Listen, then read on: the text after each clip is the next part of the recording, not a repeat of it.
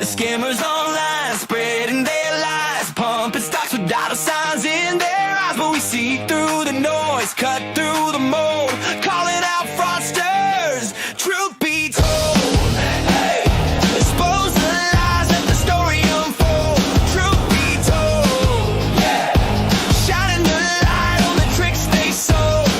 No hype, no spin, we bring the facts, let the truth roll in. Fraudsters beware, your game's getting old. We're taking it back when truth be told. Truth be told. Truth be told. And the truth shall set you free. Well, hello, everyone, and welcome to yet another episode of Truth Be Told, where we deal with the grifters, liars, cheaters, and truths of the world. Man, it has been an exciting weekend, and unfortunately not in finance. I mean, it may be come Monday, given everything, but for now, let's keep it parked in the finance corner. How about that? So how you ladies been this week? Good. Good. Nothing Well- to report. Happy to report, yeah. Mhm. So starting things off tonight, our theme tonight is men of the meme stock community, people who talk about being like the real men, and we're kind of going back to the water hole with our first one because Josh Cohen has returned into everyone's lives. There's going to be a little bit of catch up because last week we did the whole live stream catching up on the very first Flute Fest. So there's some things that we need to catch up on. The first one here was from Megan. She was dropping a series of receipt messages back at Josh when he was talking about, oh no, I paid my bills and everything, and basically dropping the deep texts about how, Clay paid Canyon on his personal credit card because the Railroad Commission needs this to plug wells, or at least might want to check on it because they want it to move out Monday. So apparently, yeah, good. I'm glad. Yeah, Sam's awesome. He planned his visit. Sandra is the idea with the Apache, a few others. So glad. But yeah, basically going over how. And like I said, when my funding hits, we will be paying you guys. We kept you guys current net 30 as long as we could. We're tight at the moment. It won't last long. And when we're funding, yeah, well, he still hasn't paid that back. So, let's see here. Was this the other one? Yeah, that was that one. Okay, so I went down the rabbit hole early. We also learned about the long list of Josh's severed wells, which was a thing that had came up prior. That Josh had basically got a bunch of wells that he can't exactly pump on, and then of course we got the thing that we had brought up and we're questioning the very first time that we had Josh kind of on. It's like, you got all these wells, but they ain't producing diddly squat. Some of them haven't been producing since 2024. So not exactly helpful for your oil prospects. The most recent thing though that came up, let me see if I can find it here. From this week was we started to get information come in IS of some of the other lawsuits that he had pending, and was having to start kind of spinning out from under them because some of the creditors, the people that he owes money to, have finally started to catch up on him and are starting to sue him over monies owed. We've been trying to set up something to talk with some of these people, but we still haven't gotten that chance. I'm sure it'll come up at some point, but as of right now, that hasn't happened. The most recent thing also came up is we got the settlement that was being offered I have looked over the document. This is just basically, hey, I mean, it's pretty cursory what they like. They didn't even say that why the settlement should be approved. They just basically stated the legal standard and said approve our settlement agreement, which I find funny because if you look at paragraph 8 here, which states the reason you have a fairness hearing. Hopefully that isn't too small. Let me make it a little bigger here. Is that readable? Bigger here. Oh, that's too big. Well, now it is. There. Oh, is it not readable there? I mean, it was just more readable. It's readable either way. Okay. In asserting The whether would to be able to read it if you make it one more. that's what we strive for. We can get our readers to come on some of our nose. In asserting whether to approve a settlement presented for court approval after a fairness hearing, courts consider whether the settlement is fair, adequate, and reasonable, and not the product of collusion.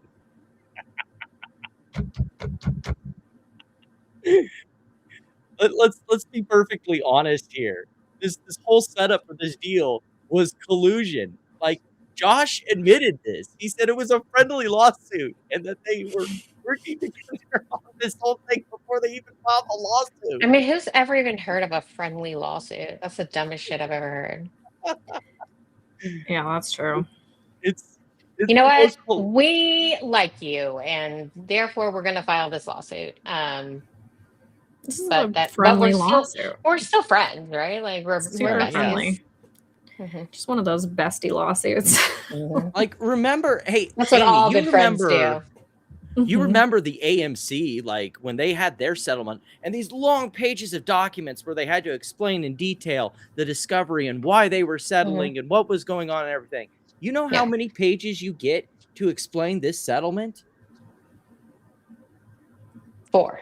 If you can include the block here for the lawyers and the certificate of service, how many pages do you get explaining why they should get relief and should get a fairness hearing? 4. And the fairness, right? 4? Yeah, 5 pages. 5.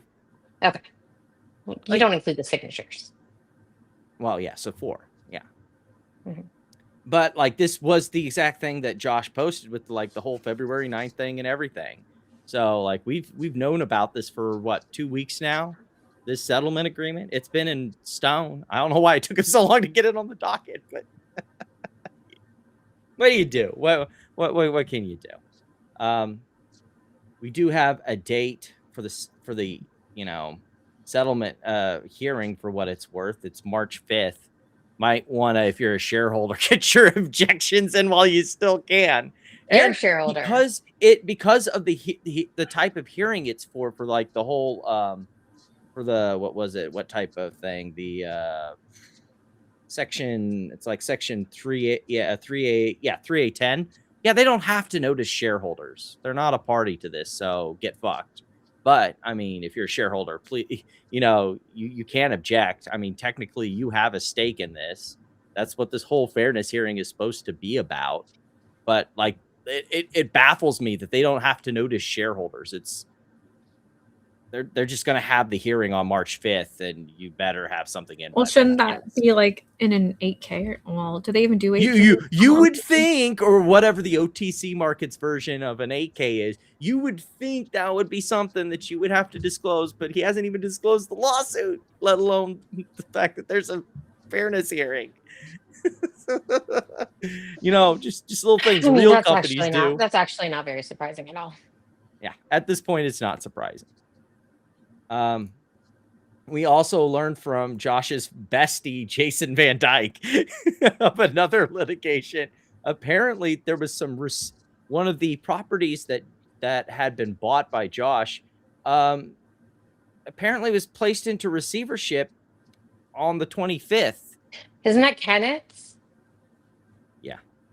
Oh, boy.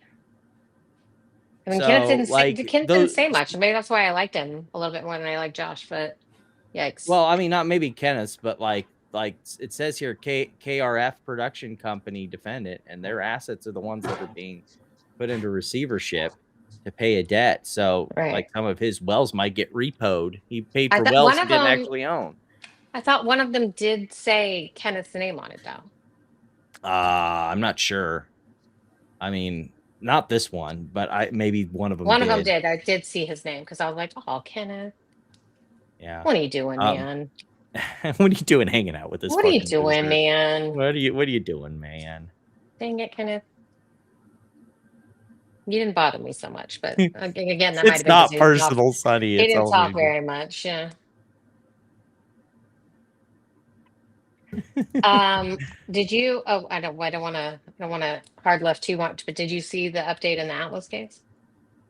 No, I have not. What was that about? So the reason we haven't heard I may have anything seen about it, but the reason we haven't heard anything about it is because the DOJ tried to get it reassigned, or they sent it back to the judge, and the judge didn't reply at all. So it's now been reassigned to a new judge. So now it will start. Okay, well, good. So all this time since October, when they tried to get it reassigned, the judge just nothing.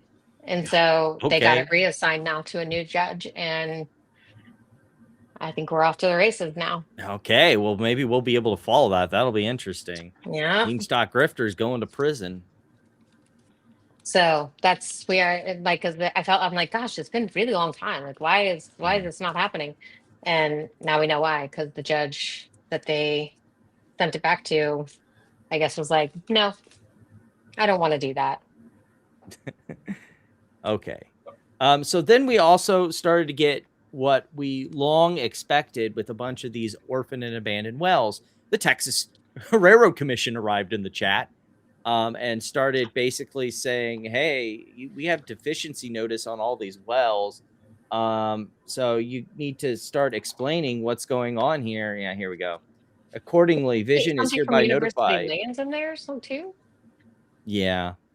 That no later than March 16th, it must either file documentation with a letter of explanation showing how Vision has a good faith claim to operate the leases or request a hearing on these matters. If Vision fails to respond, then they may be dismissed, and then basically their ownership to the leases evaporates like, water in the hot Texas heat. He's been like shockingly quiet, right? Did he go away? Oh, yeah, he's been absolutely quiet about this. But so Cohen paid millions of dollars for these orphans, and they're getting fucking yanked. Then just when you shares, didn't he? Didn't he pay in shares?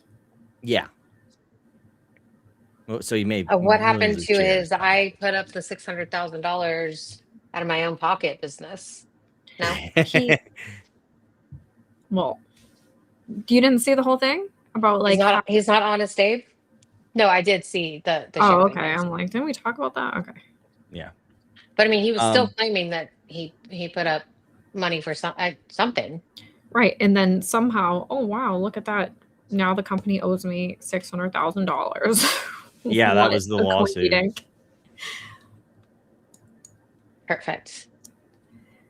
Interview with Jane Street was to blame for the BB. Oh wow. What did he say? I have a stupid comic book. Interview with Jane Street. So he must interview with Jane Street. Interview with Brett Harrison. Did you interview Jane Street? No, I interviewed Brett Harrison when he worked at FTX US, and he used to work for Jane Street. So yeah, that's me interviewing Jane Street. and that's the reason. That's the reason. That's right. You went bankrupt. Me and him together, we were like, let's bankrupt a publicly trading company. Just after the interview, I would like. Do you want to do a BBBYQ sell-off after? After the interview, I have this great opportunity for us to bankrupt a major retailer. Just give me a wink if you're in. Yeah, they know. So stupid. So when it rains, it pours. Basically, UT Lands, famous for making Next Bridge has no carbons, baggies cry. University Lands, not UT Lands. I'll call it what I want to. Well, UT is University of Texas, and that's not what that is. But okay, Texas A&M. All right, it's close. Okay. It's close. Whatever. UTAM lands. There we go. So they also are pulling a bunch of his leases, but with the kicker that, you know, you still are required to follow the obligations under the leases for plug and abandonment and all that stuff. So just because we take your leases doesn't mean that those obligations just go. So all the expenses, none of the profit. It's just getting worse. Look at for the him. comment. Look at the comment. Cohen has never done any deal without it becoming a circus. That totally falls apart. He's so far detached from reality that he's a bunch of backholders now. This hairy dude has his family in at over $2. Oh, me and my family continue to buy. I have an average of 18 cents. Oh my gosh. Yeah, my family has 80 cents. We're going to continue to buy the float eventually with a few others from iHub. $4 coming this fall. We'll talk again then. Wait, why would you do that? Why would you do any of that? It's the same reason people were buying MMTLP. Set your calendar alert for the fall, guys. My condolences. Hopefully you're filing for your objection to them diluting the fuck out of the float with that stupid. Hey, how you doing, Raider Bell? Hello, fellow member. Hello. Gang. Stick tight. You'll enjoy the third half of this show. What are we showing? VTI. Yeah, I know, right? The VIX. Yeah, I know. And if you thought the first batch of the Railroad Commission making, you know, baggies out of wells, they send out a second batch of wells to just I think this was the older one because this says like what? Yeah, February 18th. So like 23rd, never mind. What was the original one? Oh, so they were both the 23rd. So two sets of lists that went out. So fun times. I'm sure Josh is doing super great right now. I'm sure that he is having a great time. Josh and Michael, right? Is it Michael? This is like alter ego or whatever that's controlling social media. I know, right? Did you see he made an alt account too? Oh no. Josh made a second account for the company to basically, because I guess is that the one who's like, this isn't Josh or Michael? We hired someone else for $200K. Yeah. Is Michael still getting his $200K? Like, that seems like a bad gig to fuck up. So what did his reserve report claim Blake leases were worth? Yeah, a bunch of chargebacks here. That's not good. It's not gonna look good on the financial statements. Oops. Then we got to the like, if I could have done this. Do you want to handle explaining this one, Platinum or Amy? Because this is just. Yeah, MMTLP did too. And Exxon was going to acquire them. It's the same fucking playbook. We don't. Also, it's like a script. We don't need to. No, explain he did anything. his own reserve report. Did you know that?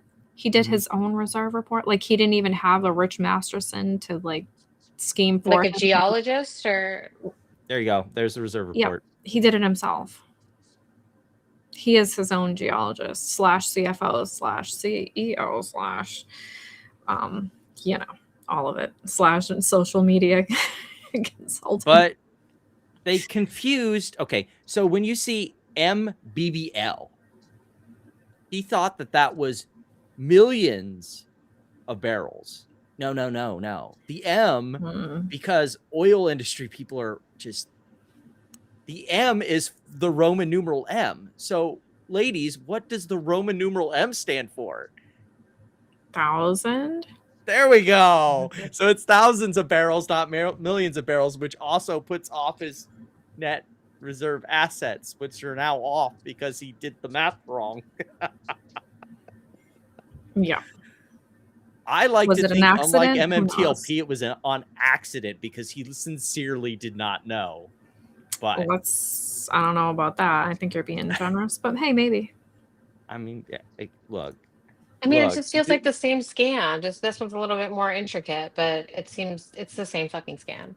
Just like get people hyped about the biggest oil discovery in recent history, and they'll buy your stupid stock and like, ugh.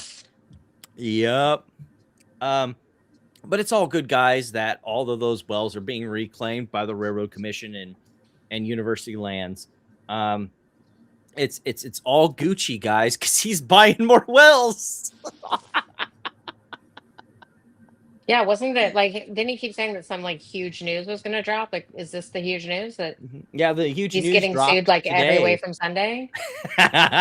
None of the lawsuits have been announced officially. And oh, by the way, this purchase has been announced officially. This was posted to a message board, not in an 8K, not in a press release, not even PR Newswire, just onto a message board. By the way, we're buying more wells. Load the boat, guys, on Monday. Oh my goodness. I mean, how do you say that you have acquired 3 new operators? Like, that's material information. Yep. Yeah, but you can just say it on Facebook, though, right? You don't need an AK. Right. That's what I'm saying. No, It's you fine. can't. What about if you just say it on Twitter? What about Telegram? Oh, I think Twitter's Telegram. okay. Yeah. Yeah. Oh, okay. I hear Telegram, having Telegrams is all the rage. Yeah. I think you can post all the MNPI you want on Twitter. It's fine. Well, he likes doing it on Facebook and LinkedIn, you know. So. Right. Yeah. So someone needs to tell him.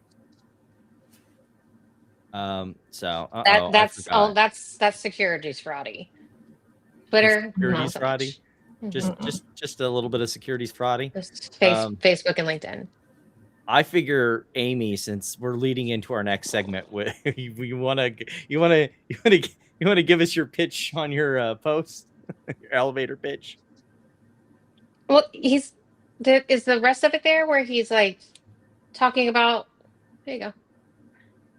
Time to kick Google out of the Magnificent Seven, replaced with Palantir. Like, yeah. So when it was, for his like, what was it? Was this the meritocracy claim or whatever, or ETF or whatever he was doing? Mm-hmm. Yeah. So, like saying that Palantir hires on merit. That's what his whole ETF was about, right? He's only owning companies that hire merit based. So, I mean, a couple of different things here, right? Like, what a fucking idiot who, like, all of this stuff can be traced back, just like that debate video of him defending Israel, and now he's like, out here. You unveiled a trap card. Yeah, you now unveiled a trap card. Now it's like all he's doing, like, them to. He's such a fucking grifter, right? Like all he's doing is changing his stance to what's popular now, right? Mm-hmm. To attract the Nick Fuentes crowd, and like, I mean, there are people who don't see through it, which there's always going to be, but like, this dude is such a fucking fraud. It's actually like offensive, like how like an egregious fraud he is. Who just like changes his stance with the fucking wind, and he's not even eligible to run for governor. Another trap card. Confirmed. But you can play this video. Yeah, go ahead. We'll play the video, and then we'll go to he's not eligible to even run. His mother's Jewish, by the way. Yeah. They're making hundreds of billions of dollars a year more. That emboldens them to give their proxies weapons, money, and the vigor to attack the Jewish state. And that is unacceptable in the international community. Let me tell you something about President Trump. Let me tell you something about President Trump. The only reason that Hamas attacked Israel, you think the only reason they'll be able to do is because of increased Iranian funding? Who funds Hamas? In part, it's Iran, but Hamas gets funding from all sorts of different adventures. Who funds Iran? They get money from Qatar, right? Who funds? Okay. Who funds Hamas? Of course they do. Right? Probably Who gives more money. No. It might have been Qatar, I think, actually. Well, they give them a Ritz-Carlton hotel room, but listen. No, they were transferring a whole lot of money to the Gaza Strip. That was one of the big things, one of the big scandals that Netanyahu was involved in, was allowing that money to pass through to the Gaza Strip. Stephen, let's just do some quick logical reasoning here. If Iran gets more money, that's good for Hamas, right? You agree on that? Come on. Broadly speaking. Yeah, come on. Just concede one thing, Steve. Then of course, yeah, like Amy said, flip-flop. Florida gubernatorial candidate James Fishback says that he changed his views about Israel after listening to the the anti-Semitic Christian pastor Joel Webbin, who I don't Well, even know when who the really fuck all that it is. is that Alex Karp is Jewish. Mm. That's why. That's why he's saying. Oh, see, I didn't even think about that angle. Yeah, That is why. yeah. Because he's trying I to thought put it was his. because of the whole, No, he's playing the police state. anti-Israel. Yeah. He is, he's like the talented Mr. Ripley, right? Like he just changes his personality and his principles on what is the hot topic. So, but yeah, the Karp is Jewish, and that's why he's pulling this bullshit now. Well, He's he trying doesn't. to He doesn't keep. appeal to the anti-Israel crowd. Well, and he also doesn't keep his bigotry confined to just one No. race. No. What does the FN stand for? Do you think that they're Platinum or Amy? Either one of you want to take a wild crack at what FN stands for? I Nope. bet if you knew the race of Byron, I'm pretty sure you can connect the dots without needing Marantz's help. Everybody should know the race of Byron Daniels. It's not Donald's. It's not hard. But no, I don't want to guess. But he's so gross. I don't think you need to guess. And I mean, people are like, I don't think he wins, but people are supporting this bullshit, which makes me just like so sad for humanity. Yeah, and this is what Amy was talking about earlier, where he can't even become governor of Florida because it requires that you live in the state for 7 years? 7 years. Yeah, 7 years, and he's been a resident of DC as early as right the fuck now. So yeah, it's a tax bill from like what, a week ago. This is February 17th of 2026. That's right. Boom. Yikes, that doesn't work out. Hey, you know how like we were talking about him getting ghosted by Fuentes? Mhm. If but that's final but confirmation there. Yeah, because that's the crowd he wants. But he thinks like that. I'm sure in his sick and twisted head he thinks that like the Nick Fuentes crowd was like the Charlie Kirk crowd, and they're going to get him elected. Yeah. Then of course we have much like Pulte, he basically is playing the game that him and Vivek are best old buddios. It's weird how all of these crazy grifter ass conservatives are coming in the back door through using Vivek. I cannot imagine why that is the particular case. Apparently also this was old reporting, the whole him trying to get in, Oh yeah, when he said I will vote for the rate cuts, like not even like, first of all, how do you make a statement like that without like obviously showing how partisan you are and not actually yes, and then not even say like I will thoroughly review like the data, blah blah blah. He's basically like, what did he say? Do you have the whole thing, the message that he sent?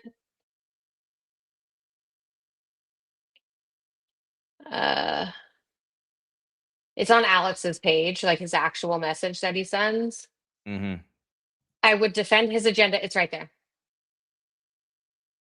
I would defend his agenda on the Fed board, which suffers from Trump derangement syndrome, the memo reads. So I'll be a bulldog fighter for the president and his movement at the Federal Reserve for 5 months. I mean, well, and this was and then he went on Twitter and said that he was being considered himself. Right. He said that himself, even though he never wasn't. He never was.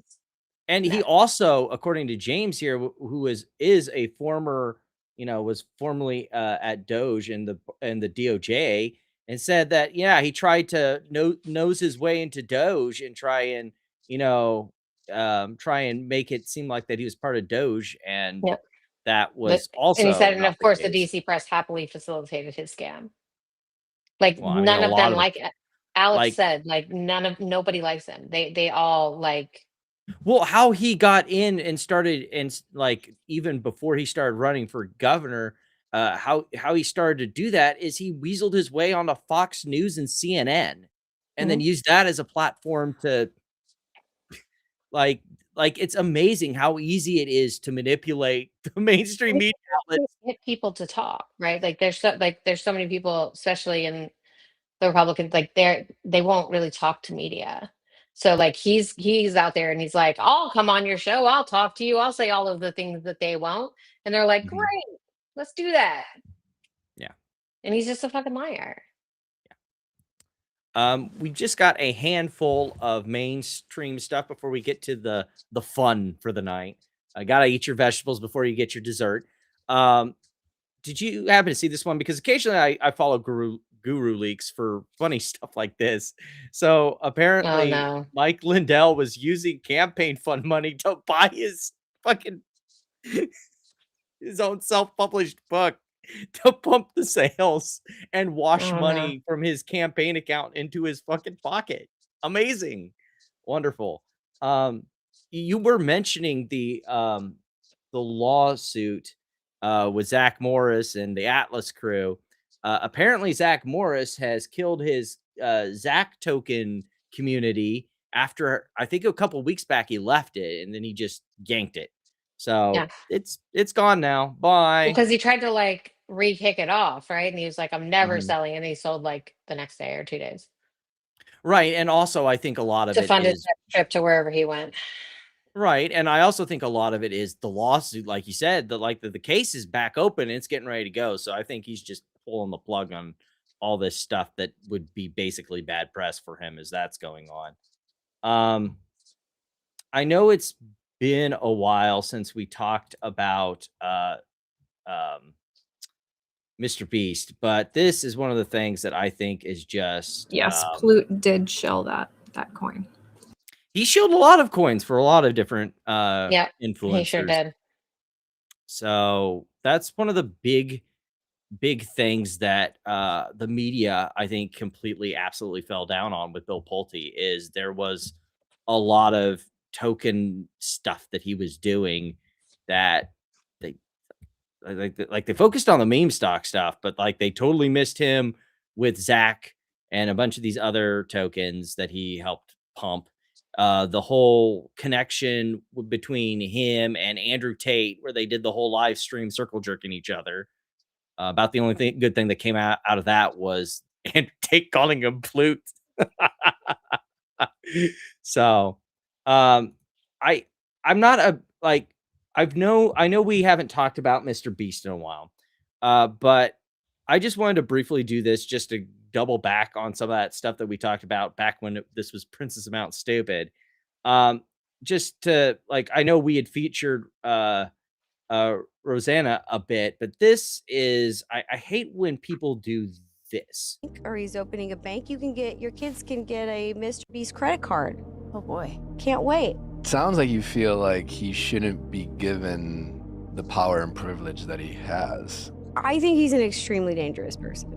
And I think that I wish more people knew who he was behind the camera, because I think, not the kids, but especially the parents, like I think they should know, because he is so popular and it does hold a lot of weight and influence. And even the candy bars he's selling at Walmart and stuff, like I just think parents should know what they're supporting. Are you worried about retaliation from him or his people? I would say that there's a reason he hasn't sued me, because if we went to court, everything would come out in discovery and stuff he doesn't probably want on his public record forever. They know what I know and I know what they know, and it's just kind of is what it is. You're I know too much. Yeah. I think that's the other problem. I hate this. Then just go out and say it. Just like, Well, no, if you actually have something. Not trying like, to get sued. She said it plenty of times. Yeah, she said lots of stuff. and she's not like daring him to sue her. She's just like, this is why he won't. Have you seen? I never even knew who she was until she like spoke out against Mr. Beast. Mm-hmm. And I'm not discrediting the stuff that she said. I'm just like, I just find it kind of petty, just to put it like that. If you've got something to like, just say it. Don't like. I respect it more that she said that. Yeah, I feel like she has said it a lot. Yeah. We've reached very close to the line of saying, we've reached new levels of grifting from Chamath as he now has a YouTube channel. Welcome to the world of YouTube. There's one YouTube channel I will never visit. What about this, Amy? Are you going to miss out on David Stacks trying to be like, hello, fellow kids? Yeah, I put this. No, that's mine. I sent it to A-Man, and I just said it's over.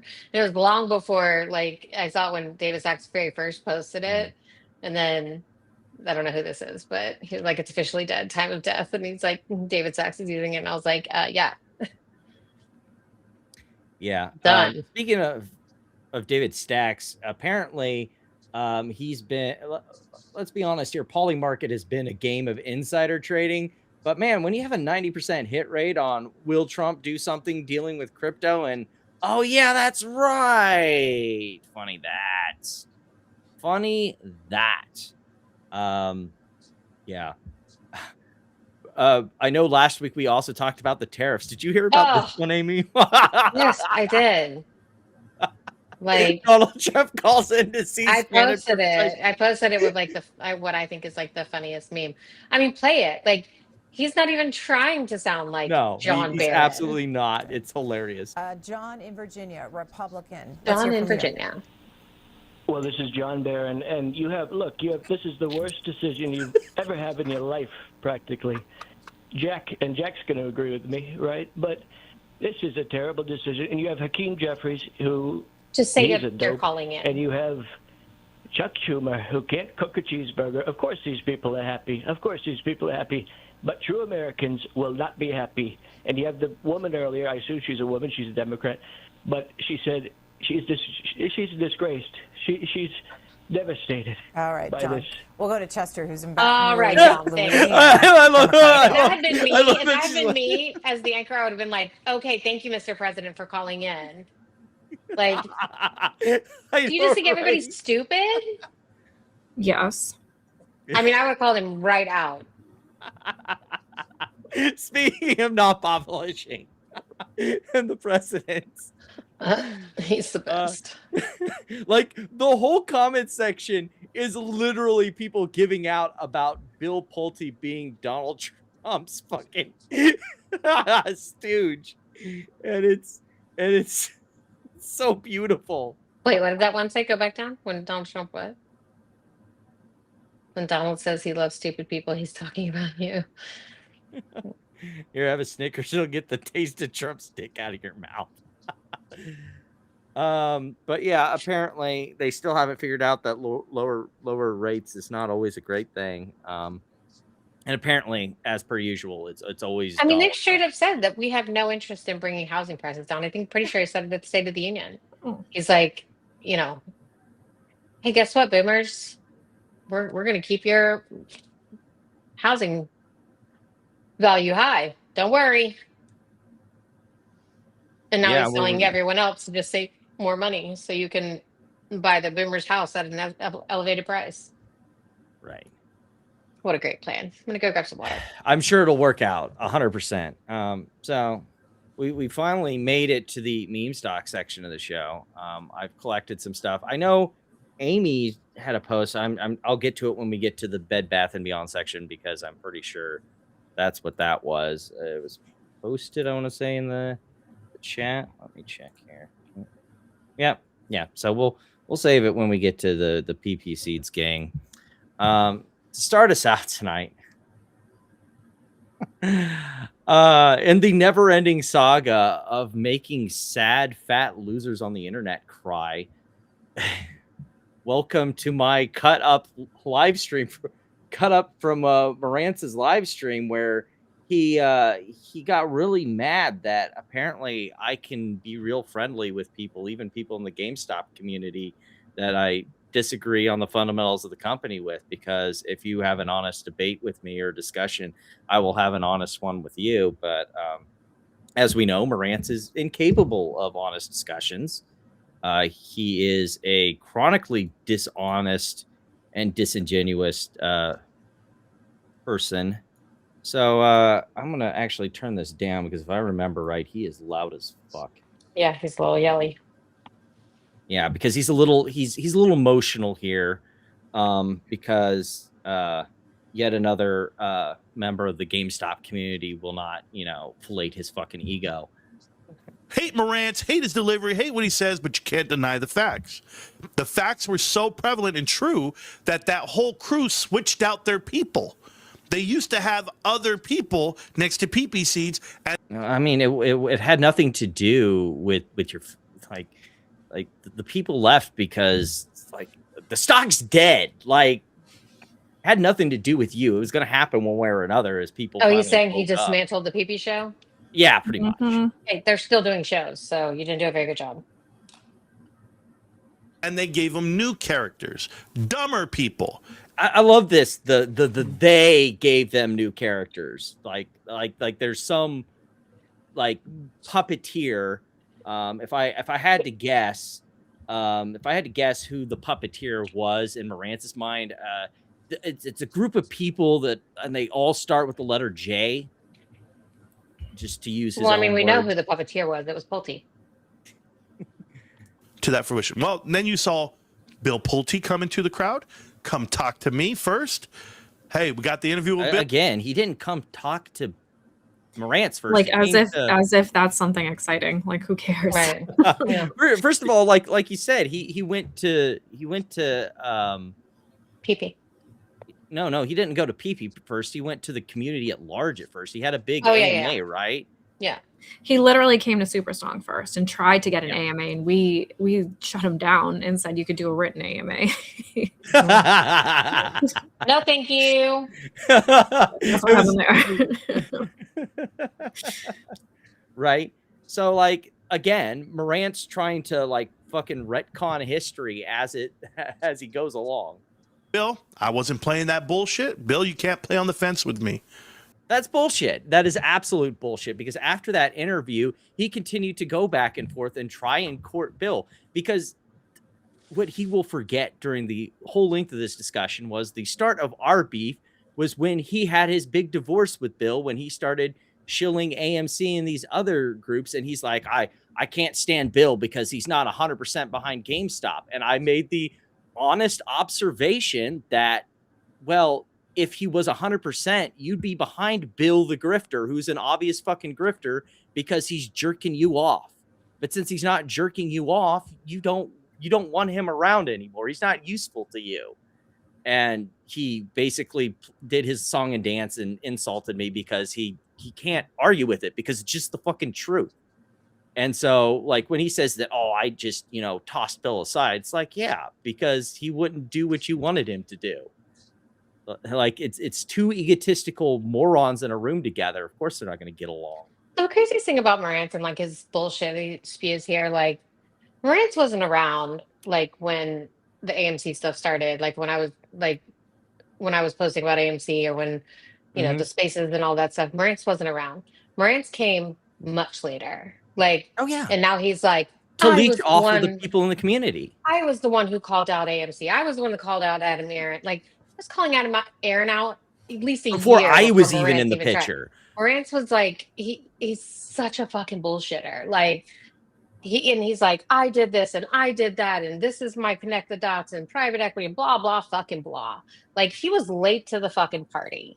Like, get the fuck out of here, bro. And he did the same thing in Mullen too, where he tried to weasel his way into FUD He's Radio. just as much of a and all grifter as them. everybody else is. Yeah, no, yeah, absolutely. And I've said it multiple times to multiple people that Marantz is the PPCs of the GME community.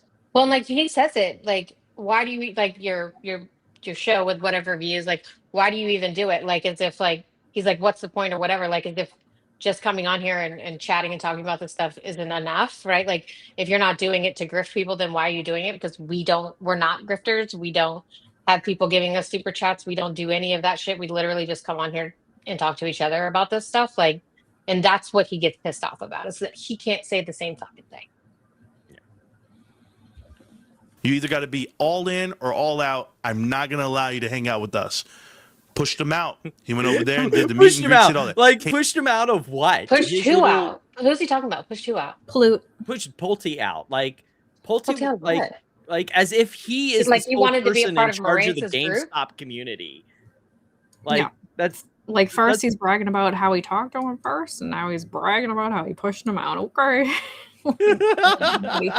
as if he is the king of pick the a lane, GameStop Betty. Like, community. what do you want to be? You want to be the fucking hero or the? Oh god, guy's so irrelevant. It's ridiculous. It's funny how much we're breaking this down. We're only like 30 seconds into this. There's just so much like rapid fire lie. Well, then like in the beginning, he's like, I have a secret still or whatever, and he's like, and so I'll do it, and there's 200 people, and I was like, didn't you used to brag about how you got thousands, sir?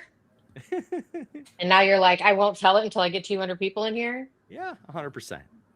Condescending narcissist. Oh wait, Yeah, wait, well- it gets better, buddy. Oh yeah, we're not even. Came back to me, try to do meet and greets with me, try to get me there with It's the first time I've all heard of this. them. by the Ian way. Carroll, Vivek Vinswamy, Oh, I was also himself. invited. He didn't even say Vivek's name right. I was invited as a speaker and also declined. And he also was like, "Oh, I'll fly you and your husband out." I'm like, absolutely not. Well, and also and also what's funny is like by the third event he was trying to invite all three of us out, which is like so like, oh yeah, you got an invite from Pulte. Yeah, that's such a hard. Well, when fucking their thing to viewers do. start dwindling, right? They're like, oh Right. yeah, well, We'll get the haters in to get everyone riled That's right. up. That's Everybody on the stage, Houston Wade. I didn't want to be there. I said, no, I'm not going. You know why? Houston Because I'm Wade, a bud. grown man. I'm a grown man. Okay. And those kids, those beta males, how do they have time to travel the country? What do? Do you go to your boss and say, oh, no, I'm not going to do my responsibilities? Do you go to your wife and say, It's called vacation, bro. It was one weekend. It's like I got a week vacation. Bye. See you next week. right. Like, You don't what? have any PTO. What are you talking about? hey, babe, I'm not going to be here because I'm going to go over here and do a circle jerk and hang out in this hangar in Florida with fake helicopters and ice cream. You know he wanted It to doesn't go. make sense to me. I don't even leave the house to go to Applebee's. What the? I'm sure. Whatever. Well, he's talking about being a grown man. The only restaurant he can talk about is Applebee's. Like grown men don't go to Applebee's. Didn't Marantz go to Vegas? Yeah. Yes, For his like on the street chill yeah. interviews. Yeah. totally. Oh, and also, by the way, this Well, is he all lives coming in from the California. guy. So. This is all coming from the guy who has a live stream every single fucking day for 2 hours in the evening, in addition to his edited content. So, like, some life you must lead to have all that free time. Did he get a job yet? How am I going to travel across the? Yeah, apparently he has a job, but like again, this what's hilarious about this. We'll get to some better parts. Is he working at Sam's Club? No, well, maybe. I don't know. I don't ask. I don't care to ask. Ooh, I loved Fuddruckers. country. They all did. It was all bought and paid for. I didn't understand it, right? And I still don't understand. You to a don't point. understand a lot of But things. the part that I didn't get, that I still don't get, is why I was the only one.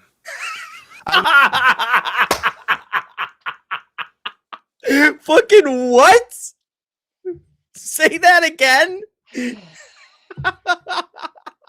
Like Hannah just doesn't exist. We don't exist. No, the only one what? The only one what? I was the only Kyle, he person does not- throwing up he does a not work red for Costco flag anymore. to the whole world. Oh, he was the only one. Oh, okay. Yeah, The only throwing up a one, red flag. the only one throwing that up a is red bad. flag to the world, right? Like, bitch, get the fuck What out. I love about this hilarity is all he did was at best call them out for like the James Janney documentary and all that stuff, and did some videos on his channel. Who was doing the big We were digging talking into- about Pulte long before that. Well, not just that, but who was doing the like real actual digging into Bill Pulte, like his stupid Brandon Jones lawsuit and all the stuff into Bill Pulte's background, the stuff that he did with the veterans thing, where he basically doxed a veteran and then put him under an NDA or under threat of suing them. Who was the ones that basically were threatened with lawsuits all the time by Bill and then was roped into his fucking Brandon Jones fucking nonsense? Who was the ones that were constantly putting so much pressure on Bill Pulte and his fucking grift that he literally tried to rope us into a stupid fucking lawsuit until we revealed and found out that he had basically an ex-engineer running around doing his dirty work for him. And that's what finally got him to piss off. Like you are so far from having done anything that delusional. exposed Bill Pulte or got to the point that you were so under Bill Pulte's nerves. He had one of his minions going around threatening your children. Like, what the fuck are you even talking about? I know, but I'm pretty sure he wants to wear my skin. Then you have people that want to attack me personally because they don't agree with me or they don't like me, or maybe they were. The personal insult started with you, bro. I don't know what to even say there. The sound in his when they were growing up. That's on them. Whisper off. But to attack me personally while I'm doing the good fight tells me a lot about you. And I'm talking to you, Platinum. I'm talking to you, Amy. And I'm talking to you, Noisy. What have you even done recently to him, Platinum? I'd sure like to know. We don't even talk about it. ever, or literally ever. Yeah. Like occasionally when he says something stupid and it shows up on Meltdown, I'll bring up the stupid thing to discuss why it's stupid. But like he acts like every night we just talk about Marantz. The last thing I talked about was how he was talking about being in a room with him naked. And I said it's gross. That is gross. Still gross. You can be mad about that. We'll get to that because he brings it up. Yeah. People that don't matter to anyone because you have no views to prove it. 30 views in a live stream makes 0 sense to people. We get more than 30 makes views. sense to us. But that makes sense Also, to us. we're gonna do it whether we get 30 or 30,000. We're gonna do it. Period. So fuck off, Marantz. And it's never been about views. It's about educating people and helping people learn things. Something that Marantz doesn't do at all on any of his live streams. No, it's about him. It's always about Marantz. Mm-hmm. And like we've had actual professionals, industry professionals in finance or whatever sector we were covering. That AZRH live stream we did was our best going live stream. We had thousands of views on that one between all the platforms, X, YouTube, whatever. So this whole we don't have viewers thing, every time he brings it up, not only is it a lie, it's absolutely fucking laughable because at the end of the day, who fucking cares? Yeah. Like, I'm just going to keep doing what I do regardless. We're going to do what we do. Regardless. Which proves that, like, for Marantz, this is all about attention and his. That's a rub in my ass. And one on our guy. we can't. Girl. I don't know what you are, but. But like this whole views thing, it's like I don't care. It's because that's how grifters think, right? Like same with PP. Like they do it for the grift. We do it for the love of the fucking game. Like we really here want to talk about this shit. Like, yeah. And we're just fine with talking to each other. We don't need to have super chats. We don't need to do any of that stuff. We're just fine sitting here talking to each other. And it's great because we also collect these contacts that we have, something that Marantz will never have. Like we have a CPA, we have people who have law backgrounds who've come on the show. We've basically at this point had half of the people in the oil and gas industry in the state of Texas, West Texas, yeah. Live stream, you know, like it's just silly. Well, we don't act like What's the point of so people actually want to talk to us. Right. Nobody wants to talk to him. Then I had to hear Platinum tell me, well, Marantz, you know, I'm open to anyone's opinion. No, you're not. You're invited here anytime, Platinum. Come get shit on. Like, are you going to take that invitation up? Like, what? And that's what I was saying to you guys earlier. I'm like, he has a better chance of me coming on there than he does Platt. Platt wouldn't go anywhere near that show. I wouldn't either. That's the point. I am open to different opinions. I mean, who could argue that I'm not, right? Like, but also, no thanks. Not really. Like, if that's the invitation. Right. Yeah, come get shit on. Aren't you ready for that? That sounds great. Like it'd be one thing if you're like, hey, Platinum, we have a disagreement. Would you like to come on a live stream and we could talk about it? Yeah. I already do that like unwillingly, so I'm not gonna willingly do that. No thanks. Right.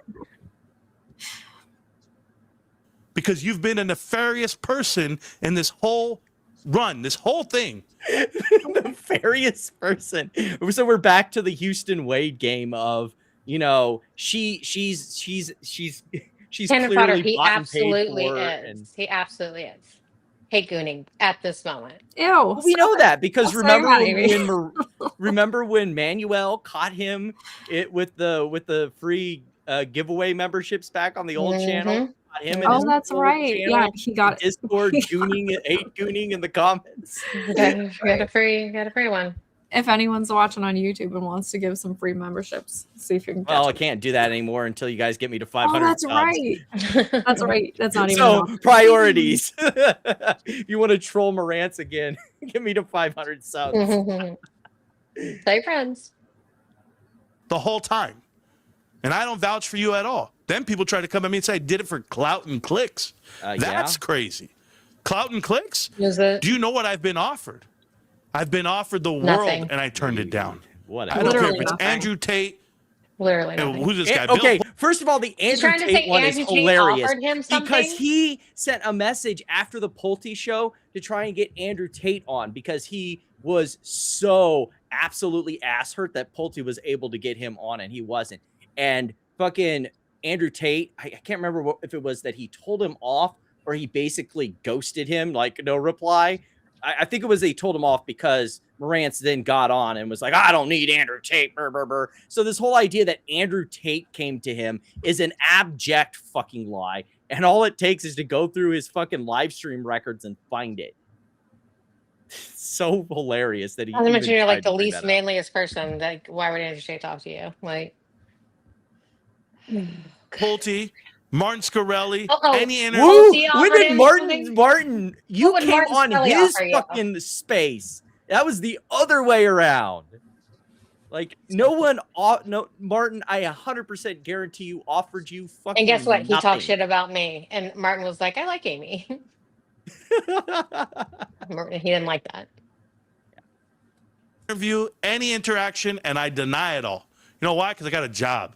But he By the has way- all the time in the world to do a live stream every day of the week for 2 hours average, plus edited content. Sure, you've got a life. Yeah, yeah. You stick with that story. All right, sure. Because I got a wife. Because I got a life. And they slandered me. They called me a groomer. I don't remember want ever to sue the calling him a shit out of groomer. this kid. I just don't have the time. No, you're a bitch. That's why you're not going to sue me. And also, factually, I never called you a groomer. Okay, let's go over that video again, by the way. I got it right the fuck here. You hit on some women and they didn't send you nude photos, and maybe you rubbed them the wrong way. Maybe you were inappropriate. You're going to wish that was you. Houston Wade was arrested the other night with an attempted sexual encounter with an 11-year-old female. This is the community you foster. AMC, Bed Bath & Beyond, PP Seeds, Bill Pulte. I'm telling you right now, you guys have an extreme lack of this, people call it this radar, of how to read people, judge people. You know when women have this intuition and they're like, ew, he's a creep. They know. They feel it. Hi, Amy and Noisy and Platinum. I know you guys watch the show every night, every inch of this. If I was naked, you would be counting the inches, Amy. But I hate it. 1 second. Barf. I mean, gross. Eat myself to death with it. Things are not adding up in that world of investing. When it comes to content creation and channels being created, things didn't add up when it came to Financial Journey, didn't add up with Trade Trades, didn't add up with Matthew Kors, didn't add up with TMI, didn't add up with Houston Wade. Tony De Niro, poster child for not adding up. I'm telling you, you think that a man in his 50s with a girlfriend and a wife in her 20s is not a clear indicator of something wrong? There's a mentality to deal with something. You know, every time I see Tony De Niro give me this idea to say, I only want to deal with adults. Thank you, Amy. That's the context. The video is Marantz grandstands about Houston Wade. At not a single point was he called a groomer. Not by me, not by anyone. I was just pointing out that if you hold Marantz to the same standards that he holds Tony De Niro and these other people to, he's a fucking creep. Like, that's the only statement that was made. So not only factually is he wrong, subtext he's wrong. So here's the offer I have, Marantz. If you think you're such a hot shot and want to sue me, I will mail you the address for you to serve me, along with the papers and the address for you to file, on one condition, that you do the same for Tony De Niro. You send to him your mailing address and the court he needs to file on for the obvious defamation claims that he actually has. That way, instead of one L, you can get 2 L's for the price of one. Fucking whatever. Well, that was good that you brought context to that, because he's about to talk about me again. But yeah, I'm looking at you, Noisy, okay? You and your murderous brother. That's a fact. Yeah, let's handle that for a second. Why don't we? You know, I ignored it the first time because I figured whatever. Also, it's like meaningless and has nothing to do with anything. But I love the fact that he has to grasp so hard for straws that it's like, I'm sorry, let's finish the quote. He's in prison for murder. And you're over here sitting around like you're some saint. No, I've never said I'm a saint, and I've never said I'm a perfect person. But I love the idea of, you must be such this great person. How about that guy next to you, huh? The fact that you're next to him, that must make you feel real awkward with how horrible he is. It doesn't say anything about me. I'm not my brother. And second of all, in the time that he has been in prison, he's gotten a degree and is on work release. So by the time he gets out of prison, he will probably have a higher paying job than you will. And what have you done with the past, 30 years of your fucking life to show for it? The military couldn't even make you a not shitty person. So, that's all I've got to say. Is your brother doing TikToks about you? Nope. No, because I don't try and talk shit about my brother About how you his back or anything like that. Nothing like that. Just so we're clear. How your wife hates Shout you. out to Misty or any of that. None of that. Yeah, that's another thing. I don't do domestic battery against my own mother. Like, For you. Just keeping it real. But I got a phone call last week. I got a phone call from Austin Tobit. You guys know Austin? I know Austin. If you don't know Austin, he's the #1 DD writer on Superstock for the last 5 years. Well known, well renowned. I'll let you. I have no opinion one way or the other, but it looked like you had something you wanted to say. He was like one of the original mods of Superstock, sure. I mean, but he deleted his account a couple years ago. So yeah, he's been just kind of out in the ether as far as that was my understanding. Yeah, he obviously missed a lot. You know what I mean? Right. He hasn't been writing DD for the last 5 years. Yeah, he's gonna hold that against him. Get ready. Oh my God. Austin, 4 years ago, got a message from him saying he wanted to do an interview on the show. I said, you want to do an interview? All right, let's do an interview. So Austin comes out. Austin calls me a week ago after he posted on Twitter to say he just saw the James Janney documentary and he's about to expose the whole thing, Bed Bath & Beyond. And I'm just like, who the fuck? Why are you 3 years too late? Because he got suckered into their whole bear trap. He's been busy with life, or wait, he's been busy writing DD for the last 5 years, supposedly. But he got suckered in to come back for the bear trap thing, and he found out that it was a bunch of grifting losers, and he wanted to deal with that fact. It was news to him, number one, and number two, the whole bear trap thing is kind of pertinent considering they're still trying to pull people into it. And as we've said on the live stream, they're trying to change it from a Bed Bath & Beyond video to being about GameStop. So to him, it makes perfect sense to let people know that this isn't a video about, the story of GameStop. It's a documentary about the story of a bunch of grifters trying to keep their hustle alive.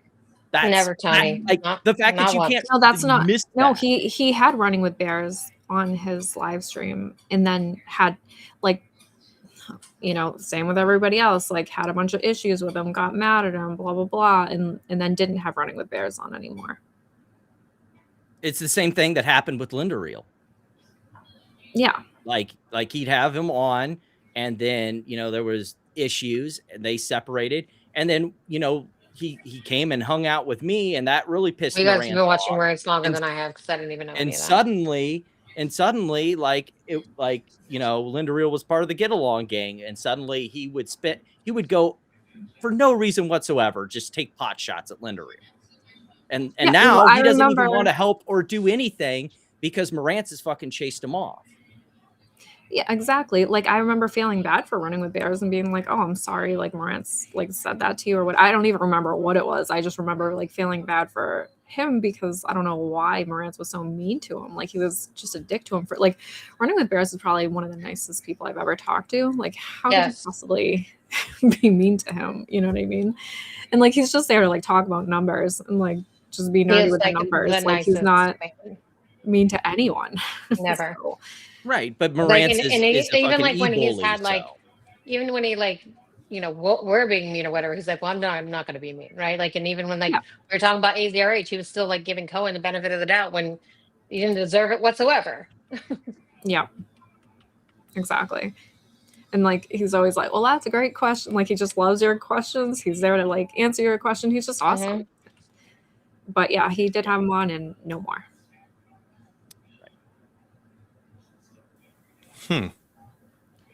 I left it alone. He sent me a message. I'm so sorry for what they did to you, Marantz. And I go, hey, did you watch part 1 of the documentary? He goes, no, I didn't watch it. So what kind of GameStop guy are you if you didn't watch James Janney's first documentary piece, only the second one? And out of both pieces of the documentary, millions and millions of views, the first one because out of both pieces, What was that, Amy? Said Marantz probably wants him to watch the first part of the documentary because doesn't he talk about Marantz in the first part? Right. Yeah. Yeah. Well, and he's about to get in the second part too. Does he? Okay. Well, also James Janney did DM me and asked me to be in the documentary, and I declined that as well. Like another thing, I declined that. Well, and he's going to get into how, well, I was the only one for the GameStop community that was in that video. It's like, yeah, because everyone except your dumbass could read the room as to what the documentary was about. Like, they knew that they were going to, that they were about to get the cult treatment. Like, if you looked at James Janney's like work log, right, and knew who he was, like I did, because I'd watched his stuff during COVID and how he goes after grifters and all these like scams and stuff like that. The minute you saw this, you could have easily fucking identified what was going down. It did not take a rocket scientist, but since Marantz has more skull than he does brain matter in his head, you know, he just saw it as a chance to be like, oh, I'm going to be, the spotlight's going to be on me, and it's going to, you know. It's all about the views. I'm the only GameStop investor in the whole thing. Yeah. Everyone else comes out to be a Bed Bath & Beyond investor. No, that is not what happened. No. You were the only one that wanted to take the interview because you were the only one fucking stupid enough. Everyone else read the room. I talked to him off the record. Like, I had no problem talking to him, but not on the record. Like, definitely not going to do an interview with me or anything. Well, and also probably part for the same reason that some of the meltdowners were there in fucking masks because they didn't want to be doxxed. The endless harassment that would come too. Like, people already harassed me anyways, saying that I was in it, even though I wasn't in it. You know? Like, they thought I was that blonde girl that he like had like blurred her face. They're like, that's her, and you know, her fiance. Right. I'm like, you guys are so just off, but whatever. Oh yeah, I remember that. Is that her? I'm like, yeah, like, other than the fact that it doesn't look like me, doesn't sound like me, and has nothing to do with me, like, yeah, obviously it's me. Yeah. I'm the only GameStop only investor. I spoke all about private equity for Okay, just brief spot here, as we remember from the clip video from that one live stream he was in. Anytime we already know what his little dog whistle is. Anytime you hear private equity out of Marantz's mouth, just know that he means Jews. It makes it a lot easier for you to understand what's going on here. PE, private equity, Jews. That's all you need to know. It's a dog whistle. 7 hours. I have the behind the scenes videos of those interviews that I did. Which made him look even more unhinged. Like, see, this is the funny part is like I tried to let Adabit know exactly something like this was going to happen. He did it to James Janney, where he basically dropped the interviews and then on the early release from his Patreon, replayed it on a live stream on his own channel to basically preempt his pre-release like a piece of fucking shit. You know, he did the same thing to the entire GameStop community that was having that interview chat with Ian Carroll that, you know, Platinum was a part of, where he basically dropped that for clout. What the fuck else am I missing? Well, I mean, we're about to get into the Adabit one where he basically fucking throws him under the bus, and the, you know, documentary that he was trying to keep somewhat under table till he was ready to reveal it. But, you know, Marantz just puts it on blast. Like, every single time Marantz stabs someone in the back that tries to work with him. Oh, yeah. And we just talked about running with bears and Lindreel. Like, every single time. Do you not see the fucking pattern here? Someone works with Marantz, they get stabbed in the back. What's the common denominator here? Yeah, it's like it's like the parable of the frog and the scorpion. Oh no, I'm totally not gonna you know, stab you. Just help me across the river. And then the frog takes the scorpion across the river, and in the middle of the river, fucking the scorpion stabs the frog in the back. It's like, why'd you stab me? Now we're both gonna die. It's like, I'm a scorpion. It's what I do. Like, at some point you have to understand that, you know, it's just in Marantz's nature to be a piece of shit. So why be surprised when he's a fucking piece of shit? I'm not surprised. Oh, I'm talking about other people. If you haven't met this fat tub of lard. Year before they were published, and all I talked about was private equity. None of that hit the video. None of that made the stream. Well, yeah, I mean, that's great in hindsight. Because nobody cares about your fucking hallucinations. Yeah, no one cares about your conspiracy theories. The video was about like meme stocks being a cult, which is accurate. It is a cult. And nobody, like, you can go show your shit something on your own show. Like, right. James Janney was like, no thanks. Well, and also it's great in hindsight because as we later figured out that, you know, private equity is just a dog whistle. So, I mean, dodge that fucking bullet of having, you know, this anti-Semitic turd on your fucking documentary basically dog whistling about how the Jews are out there destroying American companies. And even now, Austin calls me, says, I'm so sorry for what happened to you. I want to get them back. I want to do a documentary. I'm putting one together. Is he talking private equity? No. Because that's not what the fucking thing was about. It was about how grifters are basically trying to exploit. Is this the documentary GameStop about me? community. Then I'm Still, not interested. Like, he's talking about people. Yeah. Like, yeah, that would be the point. Yes. The world does not revolve around you. I realize that you're so large, you have a gravitational pull, but that does not mean the world revolves around you. You're talking about 2-bit criminals, con men, shysters. Yeah. You're not talking about the real truth behind it all. Oh, I'm going to do a documentary. And it's again, reminder, the real truth is the Jews. Spoiler alert. Be me, Amy, Platinum, and Noisy. And we're going to go at these guys. First of all, it isn't just us, but I don't think he said that at all. He didn't. I 100% like. And also, I wasn't even the first person asked, to my knowledge. So, I mean, wrong on multiple points. But okay, sure. Cool story. Okay. Oh, really? And you think I'm going to partner up with these guys? The guys who call me a groomer because... Again, never happened. I gave a co-worker's daughter money to do a job. Yeah. Not grooming anybody. Just like, he's so attached to that because he hates the idea of someone taking a mirror, so he has to look at himself. He has to look at how he accuses other people, because this is something that happens all the time in the meme stock community. I can't even count anymore how many times that I've been accused as being a pedophile by Marantz, because apparently I'm a streaker with the trench coat.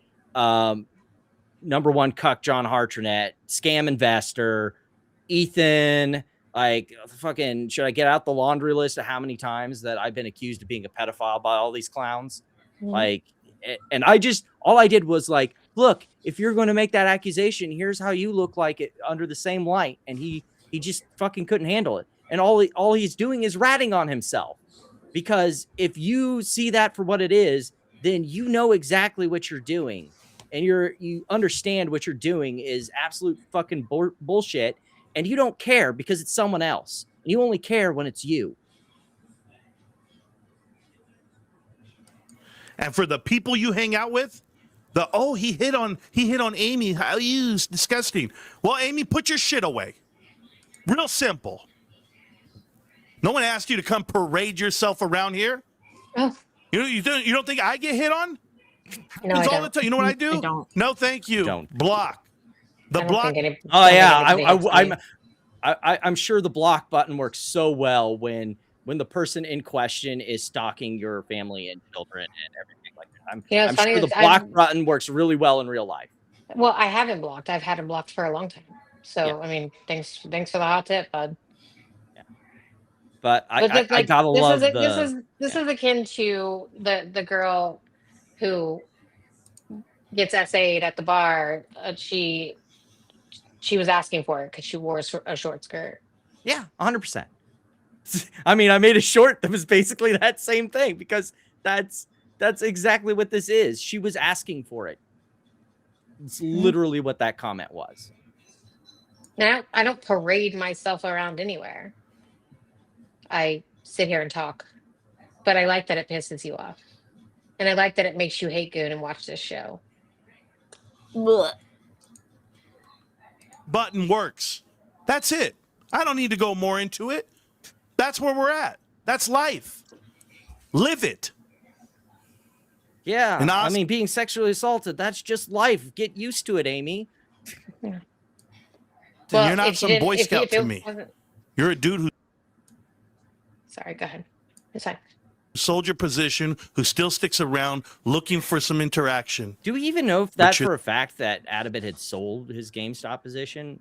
I mean, we know that he basically deleted his account and left, but like he deleted his account because he was like, because he wanted to, right? Which anyone can do whatever they want. And then he created a Twitter account in 2024. It looks like, if you look at his account, I'm pretty sure. So like, I mean, as far as I know, he's still long, but honestly, who cares? Yeah. What difference does it make? You're this big in my world, kid. This big, because you know why? Because when you were this giant of a man and everyone looked at you and everyone's like, hey, this is cool. You lost conviction in your investment. You don't believe half the shit you say, and you don't have the work ethic, the consistency of what it takes to be what we are. Team 51, these motherfuckers show up every day. Every day. I'm sure, because they have nothing else to do. In the Discord, on Twitter, on Reddit. Let's roll back those Discord posts of his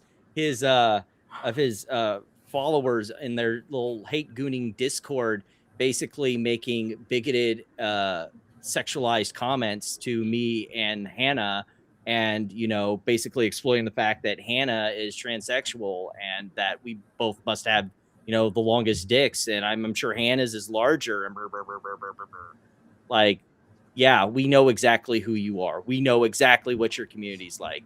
You say it all the time really loudly. It's not hard to figure out. It's got pretty upset when the BBBYers were photographing him at Costco and doxing his family. No empathy when it happens to others, though. Yeah, absolutely. When the AMC community doxed me and posted my LARP pictures and everything for my Facebook page onto X, he was sitting there going through them and laughing at them on his live stream. Like, this is why I have zero sympathy for when shit happens to him, because it's all fucking fun and games until it happens to the fat fucking California. Then suddenly it fucking matters. It's the reason why he can say that, Amy should just, not wear skimpy dresses, and then she wouldn't get people looking at her sideways on the internet, pants, because it's not happening to him. It's happening to Amy. YouTube comments, and you want to do what? Pair up and partner up? Get your shit out of here. I'll start wearing I've given this a turtlenecks whole- and Is it heavy pair up sweaters. and part? Like, I'm trying to figure out the dichotomy here. Is it pair up and partner up, and all this stuff, or is it that we have no friends, we have no life, and no one watches us? Like, pick a fucking lane, dipshit. Pick a fucking lane. So I guess the suggestion is I start wearing like turtlenecks and heavy sweaters. Like, In the otherwise, middle of summer in Texas. I deserve like him saying shit about me. Like, the fuck, bro. What a And I was like, what a strange way to think. hate Fuck 'em. Yeah, sure. I like this. We're not gonna play. I mean, the freeze frame is great. 5. I just want to show it that this is a video of him from his last live stream bragging about how over the past 5 years he's up 2%. Look, bro, I've got fucking U.S. treasuries in my portfolio that perform better than you have over the past 5 years. Just on interest alone. So, yeah, fun times. Transitioning from him to more like GameStop related stuff. I love how he tried to shill his book to Michael Burry. Chances are, I bet that was left unread. I'm gonna go out on a limb and say that was left unread. How much you guys with me on that one? No, I'm sure Burry really wants to read his book. Oh, absolutely. AI slop is his favorite. Mm-hmm. I do like that Adabit had kind of gotten some follow-up, because I know at the beginning of the week there was sort of rumors that the PayPal buyout was potentially GameStop. But I think by the end of the week they said that it was Square, wasn't it? Or are we still in the dark? Stripe. Mm-hmm. So there's a possible buyout there. What they're saying is that they're not right now in talks, and of course they're not in talks. They're transitioning a CEO. The new CEO comes in March this month. So, like, of course, they're not having any high-level talks about an acquisition when they're, like, between CEOs at the moment. And, right. That makes no sense. Yeah. So, I knew it when I saw it. Rubbing It doesn't my mean it axe is won't. It very doesn't mean it accurate. won't happen. And it also, what? That comment, rubbing my axe. Oh, no. He wants to send him a copy of the book so he can accuse Burry of stealing his DD later. Like, that's. Did he one of his ask to favorite send things. him a copy of the book? That's what that just was. Yeah. I wasn't looking. He's Oh, yeah. God. He had. I was actually talking about Don't look. PayPal to someone else. That. Oh, for fuck's sake. Okay. Exactly. He commented on the Substack. No, I That's think that's on Substack one, Twitter. right? No, that's Substack. Oh, this is on Twitter. It's just a version of Twitter for if you don't want to be on Twitter. Okay. Gross. But yeah. I mean, so- I would actually like Michael Burry to read that and then drag his ass across Twitter. That would be great. Story time with Michael Burry. Speaking of Michael Burry, he had a lot to say. I think this whole week, pretty much. First, we had this whole thing where he basically tore down the whole infinite naked, or well, 700% shares outstanding are naked. Like basically the whole like shorting. I would assume that the implication being GameStop is being naked shorted and all that stuff. I have not gotten to read the whole like the Substack and all of that. So like Yeah, it sounds like he's trying to say, like, learn what short volume is. Stop saying it's this stupid thing when it's not.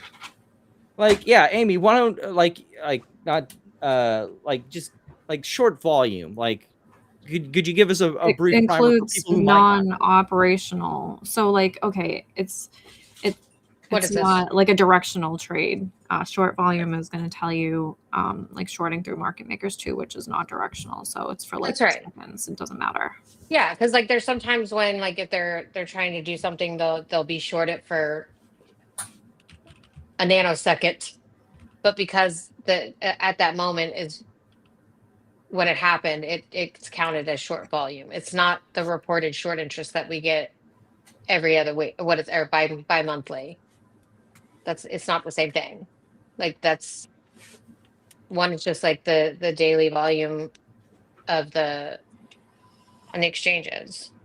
Right. Because they're required to enter it that way for whatever reason that they are doing it. Right.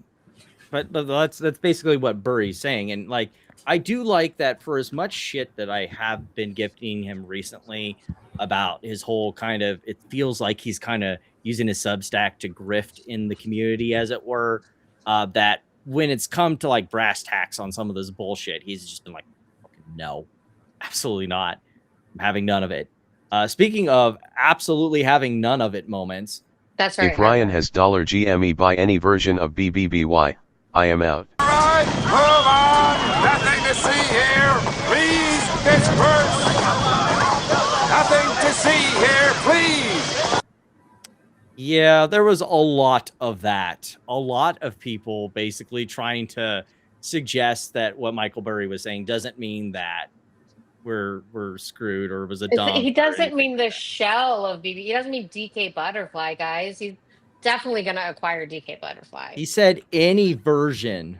Like what? Like how much clearer does that need to be for you, numbskull? Did you see my response to Burry's tweet? Sure. Well, go ahead and throw it up if you got it handy. I don't have it handy, but I can find it. Yeah. Well, I'll keep going, and when you find it, just let us know. I think him talking about getting called a groomer comes from talking about entering. Yeah. No, that is exactly what it was about, and it's part of the like video I did. But like again, even when that came out, I said I don't think he's a groomer. So, like, he's just mad that he saw me basically saying that if you're going to say that about Tony, the same stuff you did could make you considered the same way.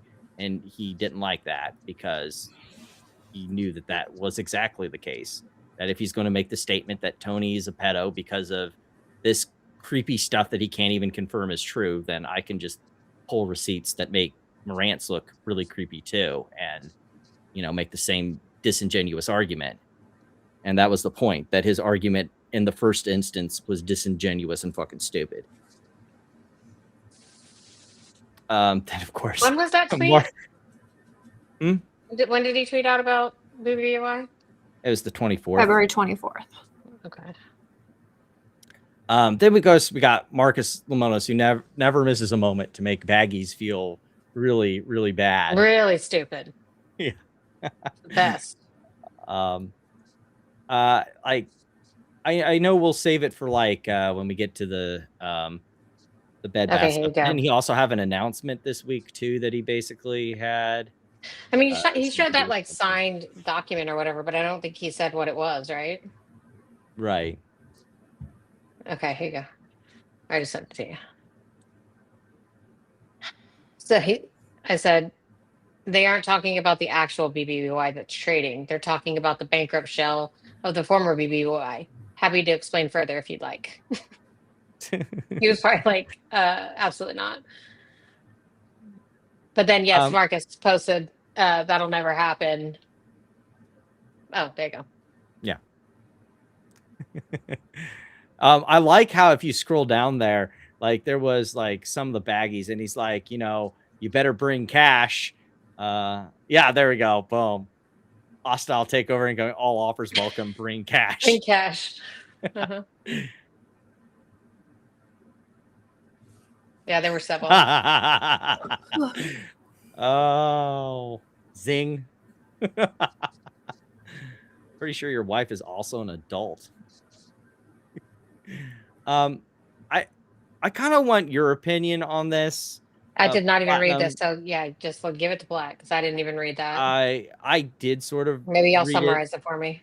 Yeah, we'll get Chat GPT on this because it sure seems like that's who wrote this, not Ryan Cohen, at least in my mind. Or did you even have an opinion on this whole post? I mean, it sounds like he's talking about the same thing he's talked about for like the last 5 years of like executives who just go in there and just take, you know, stock-based compensation, don't buy anything on their own, kind of just are on different boards and just take money and whatever. Well, I'm guessing, right? That's what sounds like. Yeah, and my problem is it feels very like very milquetoasty, and like you said it about 1 million times now. And at this point, since his entire compensation is stock based on this really big thing, like it could be that whatever buyout or his plan works out. But right now, that was my first thought. Was like, have okay, you looked in the mirror lately?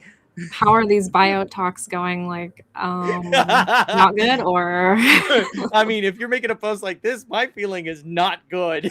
right? I mean, that was my first thought, but then I was like, whatever. Maybe it just means nothing.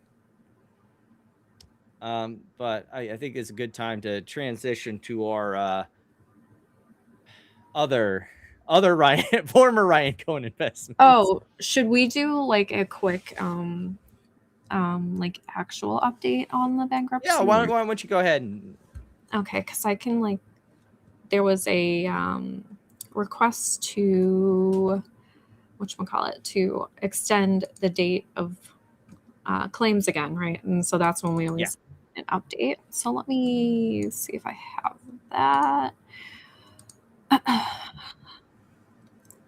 To 21/26, extend date to object to claims. I can't remember if we went over that status report last time, but whatever. Or what? For MMTLP? The artist formerly known as Bed Bath and Beyond. Yeah. DK Butterfly, sir. Yeah. Mm-hmm. I prefer the joke of the artist formerly known as. Yeah, BBBYQ is better, for sure. Okay. So this is this month. And what is he doing? Same thing as always. He's just objecting to claims and doing lawsuits, and that is it. Oh, look at this. Stock still canceled. They're still getting nothing. This is what he's done, which like we already know what he's done because we went over this like a year ago, and it's the same. He has, look at this, 260 adversary proceedings, unlike the metamaterials bankruptcy, who has literally 0 so far. To be fair, they're a little bit further along. Their statute of limitations is in August for That's also true. So we'll see how that goes. Not going good so far. Anyways, so out of those, 51 are active. 18 seek to recover tax refunds, overpayments, etc. 10 of those are active. Then we have these causes of actions which are outside of the court that are pending. So like versus HBC versus Ryan Cohen, etc., etc. That one's on appeal, right? Yep. And then we have settled ones, which are like the shipping company and the board, which we know they already settled and paid out in July of last year. Well, some of us know that. Other people, I guess, don't know that. So far they have paid, let's see, starting on the effective date, with unrestricted cash of approximately 11 million, the plan administrator has collected an additional 187 million, which she has made distributions on account of class 3 and 4 and plan administrator expenses. So total, this is how much he's paid out so far, 197 million. He only brought in 187 million. So what's that tell you? Right. This is how many, so there was 21,000 proofs of claims. They've done 31 rounds objecting to claims. They've already reclassified a bunch. And then there's still 955 left over. So the way this works, like, I guess the claims aren't actually allowed until the objection date passes, right? So these are like the asserted amounts. They're not quite allowed yet because he has to go through them and either object to them or they are legit, and then there'll be like an allowed amount later. So this is what we have left. He still has to go through $33 million of administrative claims, $127 million of priority claims. This is how many that he has left or has been to go through. Okay. Yep, to go through. So still. of the 60 million administrative claims, he's gone through half of them. Yep, exactly. And it's not that they've but he been said approved there or that- disapproved and reduced. It's just that he's verified so many of them. And of the 127 million, they are alleged priority tax claims. 123 million of them are. Allegedly, right, exactly. And then 48. others secured 48 million, and then general unsecured, he still has 2.7 billion to go through. Now that doesn't count. Here's the thing, don't forget, is this excludes Billion with a B. the allowed, look, this excludes the allowed claims already, right? So this excludes class 3 and 4 already. Mm-hmm. So this is in addition to that. This is how much is paid total, 388 million.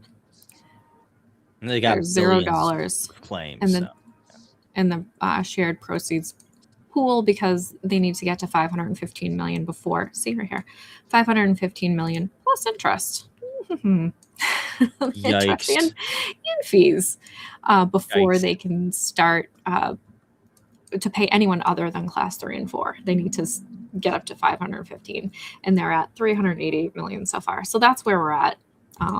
They're about halfway, a little over halfway there at least, you know. And what did PP post today? They're winning again for the umpteenth time, I bet. No, the one I sent you. And oh yeah. If you could pull that one up, because like I assume there's more than just the screen cap part that you. well, I only screen capped because he has me blocked, and I have him blocked. So. Oh, okay. Well, let me pull that up real quick. Give me 1 second. Save it to the desktop.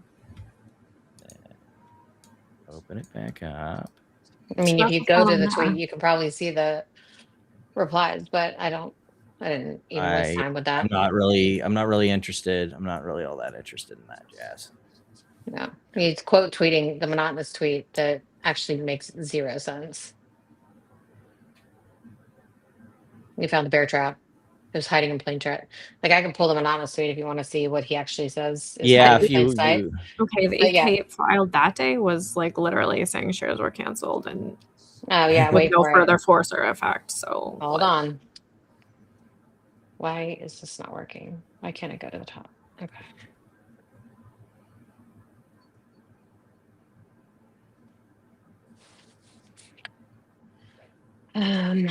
Let's see. There you go. Oh, actually, I'm going to share one more quick little thing about this. Okay. Oh, actually, never mind. So he's saying he found the bear trap or whatever, and he said, just like that, there it is. The bear trap has been hiding in plain sight since September 29th, 2023. Not in Pacer or Kroll, but in the SEC filing. It's been buried at the bottom of Exhibit 99.1, the notice of entry of confirmation order and effective date this entire time. Then he links it. Scroll to the bottom. I would like to state now that I think the worst thing that has ever happened to this site is notes. Yeah. So disclosure, this post is amateur DD for informational purposes only and should not be construed as legal, financial, or investment advice. So we'll do the TLDR. So he says the official notice confirming the BBY Chapter 11 plan contains a single sentence on page 3 that explicitly declares legacy equity holders are permanently bound to the plan and its provision, including their successors and assigns, regardless of whether their interest was impaired and regardless of whether they voted. You do not bind parties to a plan that has nothing left to them for them. Yeah, you know do. Yes, you fucking yes, do. You can. You because the plan says that you get nothing and you are bound to that. So I feel like this is something that PB quote tweeted him with that tweet that I sent you. Yeah, breaking original and canceled Bed Bath & Beyond investors to be made whole after 3 years, which is not what was said at all. Well, they probably should have read this in 2023. I know they love 2023. Bigger than the Hertz recovery. Stay tuned. But they're not really should have been my stupid tweet of the week through the disclosure statement at all. Like they don't seem to understand that this is exactly like what's going on. Yep. So once the final decree is there, they're going to be considered dissolved. Like they're dissolving this entity. It will be deemed to be dissolved without any further action. Well, so he mentions here, he goes, not so fast. He said there's a nagging question people have been throwing at us literally for years now. Even if the shell is alive, so what? The plan canceled equity. Class 9 got 0. You're done. Your shares are gone, bro. Not so fast. Please take further notice that the plan and its provisions are binding on the debtors, the wind down debtors, and any holder of a claim or an interest in such holders' respective successors and assigns, whether or not the claim or the interest of such holder is impaired under the plan, and whether or not the holder voted to accept the plan. Read that again slowly. The plan and its provisions are binding on any holder of an interest. Holder of, and he puts holder of interest equals legacy BBBYQ shareholder. I mean, like, right. So the plan is binding. The plan it's that like a said it's self-owned. canceled with no Right. further force or effect. That's what I'm saying. So like what you're bound to is that class 9 gets nothing. It's a self-own, like such a self-own, it's embarrassing. Yeah. Like you're posting the language that should tell you exactly opposite of what you're trying to spew out here on Twitter. Always have been. Mm-hmm. Always. I'm just gonna claim Anonymous' tweet as my stupid tweet of the week, so you guys can wait. Can we all claim but it? we already. if it's part of the main show, it can't be. I'm not finding another one. All right, you win. It's only part of the main show because I brought it up now. Oh. And like, what is he doing? Like, this is such bullshit. Like, people he just straight puts out fucking lies and like in all caps. Like he saw that X Market News puts their posts in. Well, I mean not this one, but temporarily a lot of them ban in all naked caps short selling. Naked short selling is banned. Is been already banned permanently. Since Not 2008. just temporarily. Yeah, forever. Like, I look, given this timeline though, can you imagine in your head? I can imagine Donald Trump being like, that naked short selling thing, we have to get rid of it. Right after this war in temporarily Iran. ban it. Yeah. I temporarily banned naked shorting, guys. Me, Donald Trump, the Donald, got rid of naked shorting. It's just like Oh my God. the MMT people who think that like some letter is on Trump's desk about MMTLP. It's like, yeah, just let me finish up this war and this stuff, and I'll get right on your MMTLP situation. Get the fuck out of here. Who's this? Over 9,000 people signing this petition to implement a It temporary. was like a change.org petition. Right. Like 9,431. Like, oh, Does yeah, anyone you want to totally tell them got- that they were successful? Don't you have to get to like 10,000 for a Great, you changeover? guys won in 2008. We did it. Congratulations. We did it, guys. Yeah. We did it Resolution. It's been resolved. for a very What's long next? time. I mean, yeah, pretty much. Always. Yeah, always has been. So like this from Ocelot. What's up with this one and the whole JP Morgan Oh, God. cutting services to Citadel or something like that?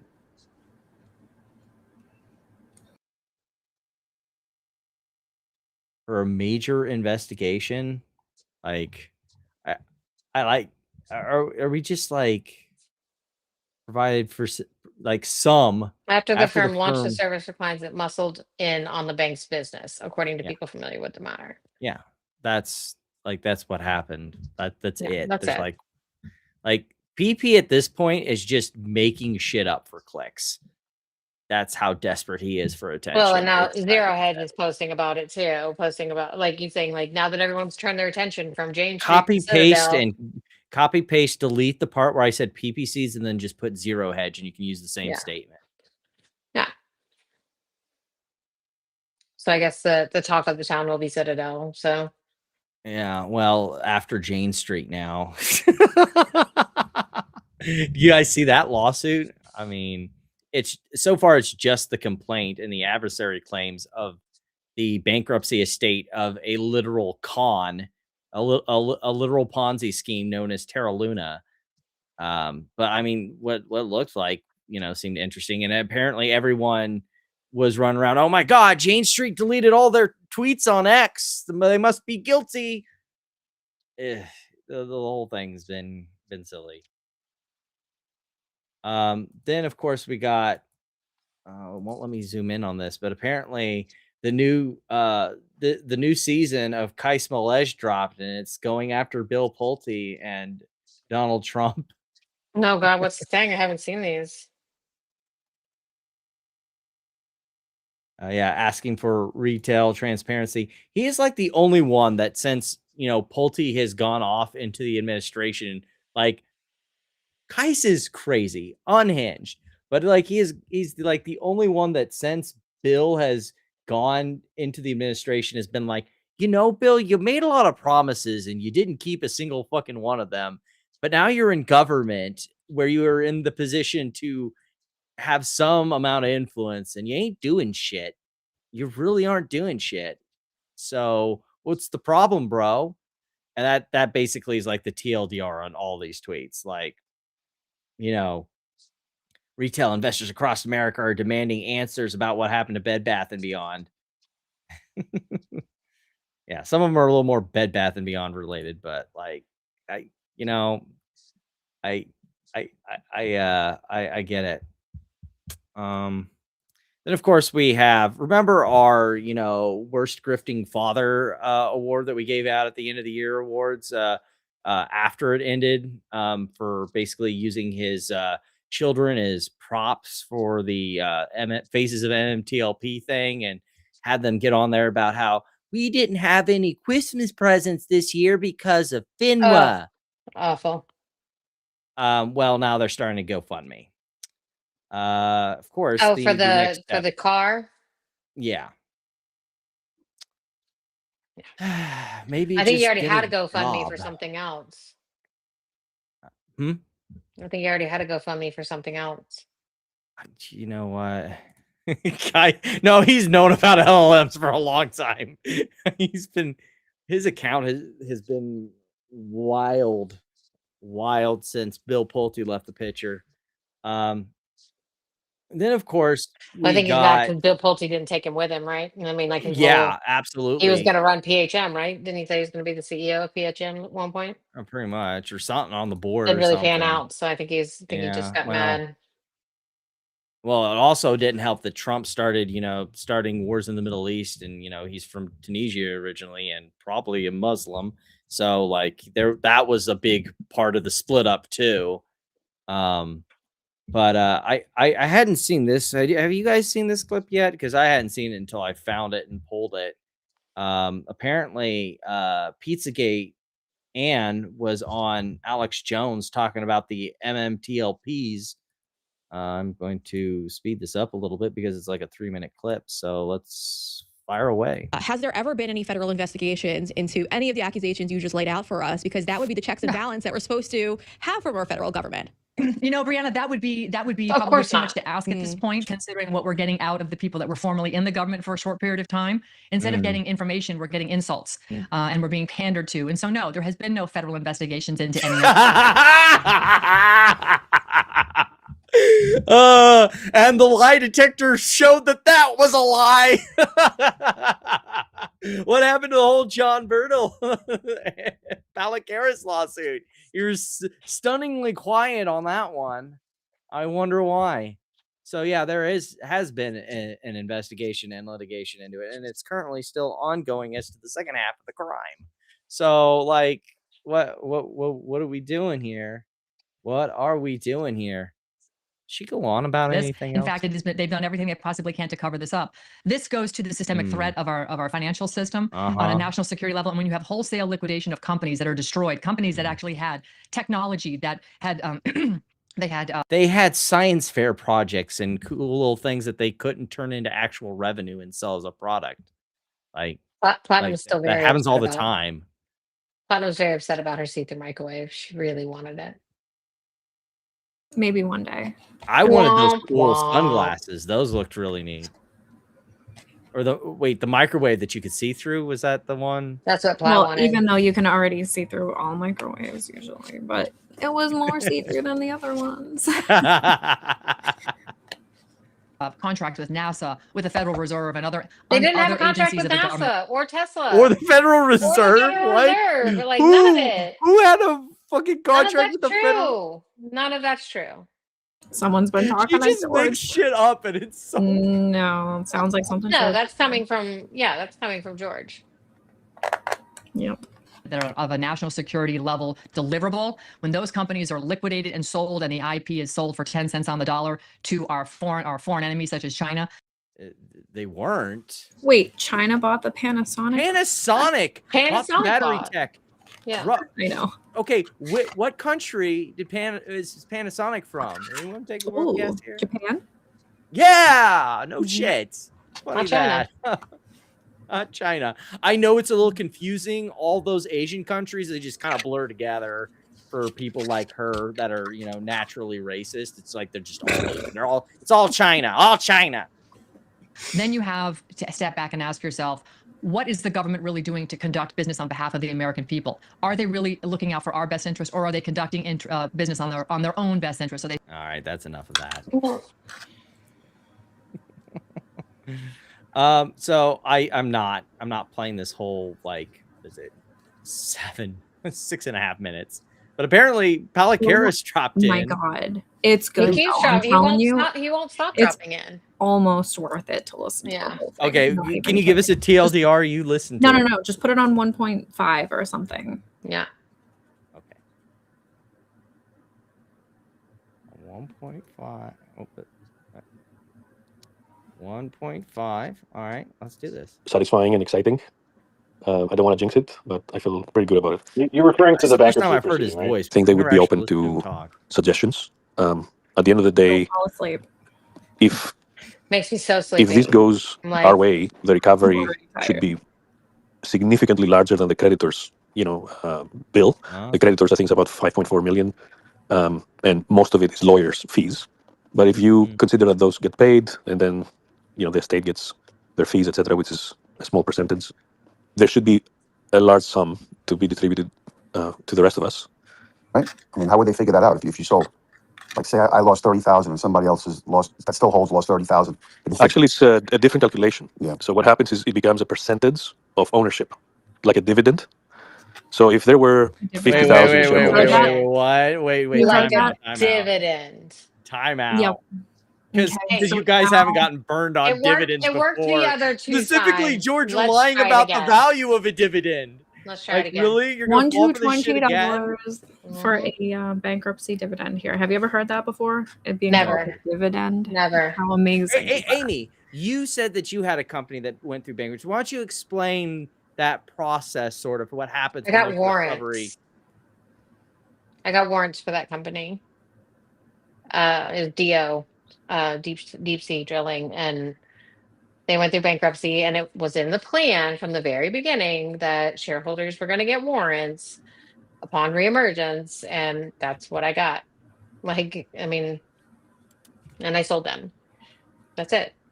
Now, the argument might be that, like, well, this is Chapter 7. I think it took like a year and a liquidation, half. so you wouldn't but- get warrants. You'd get some sort of dividend. But again, that's making a brash assumption. They're already assuming that this litigation against what I'd assume is Citadel and all of them is going to bring them millions of billions of dollars. That's right.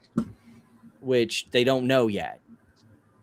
And I would assume litigation also against some of the people probably that they like McCabe, Erda. There's nothing. No, that's not happening. There is nothing. I mean, I did tell Wes. Wes did say in that one thing that I think the trustee had talked about adversarial litigation against McCabe, and he said that he wouldn't be representing him in that. Right, because there was the McCabe one, wasn't there like some transaction for the debt of Nextbridge? The $20 million. Yeah. Loan. That they had exchanged. Yeah. Mm-hmm. So yeah.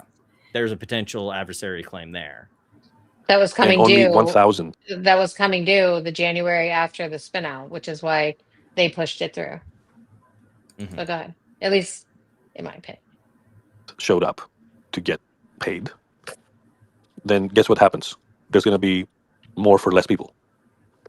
But based on what you know, are you confident that there is a significant Are you amount confident, George? Are you of confident, phantom? John? I know. Like when I heard him I've never say sold a that, share. it was like a flashback. It's like I've heard this before. Ah. Yeah.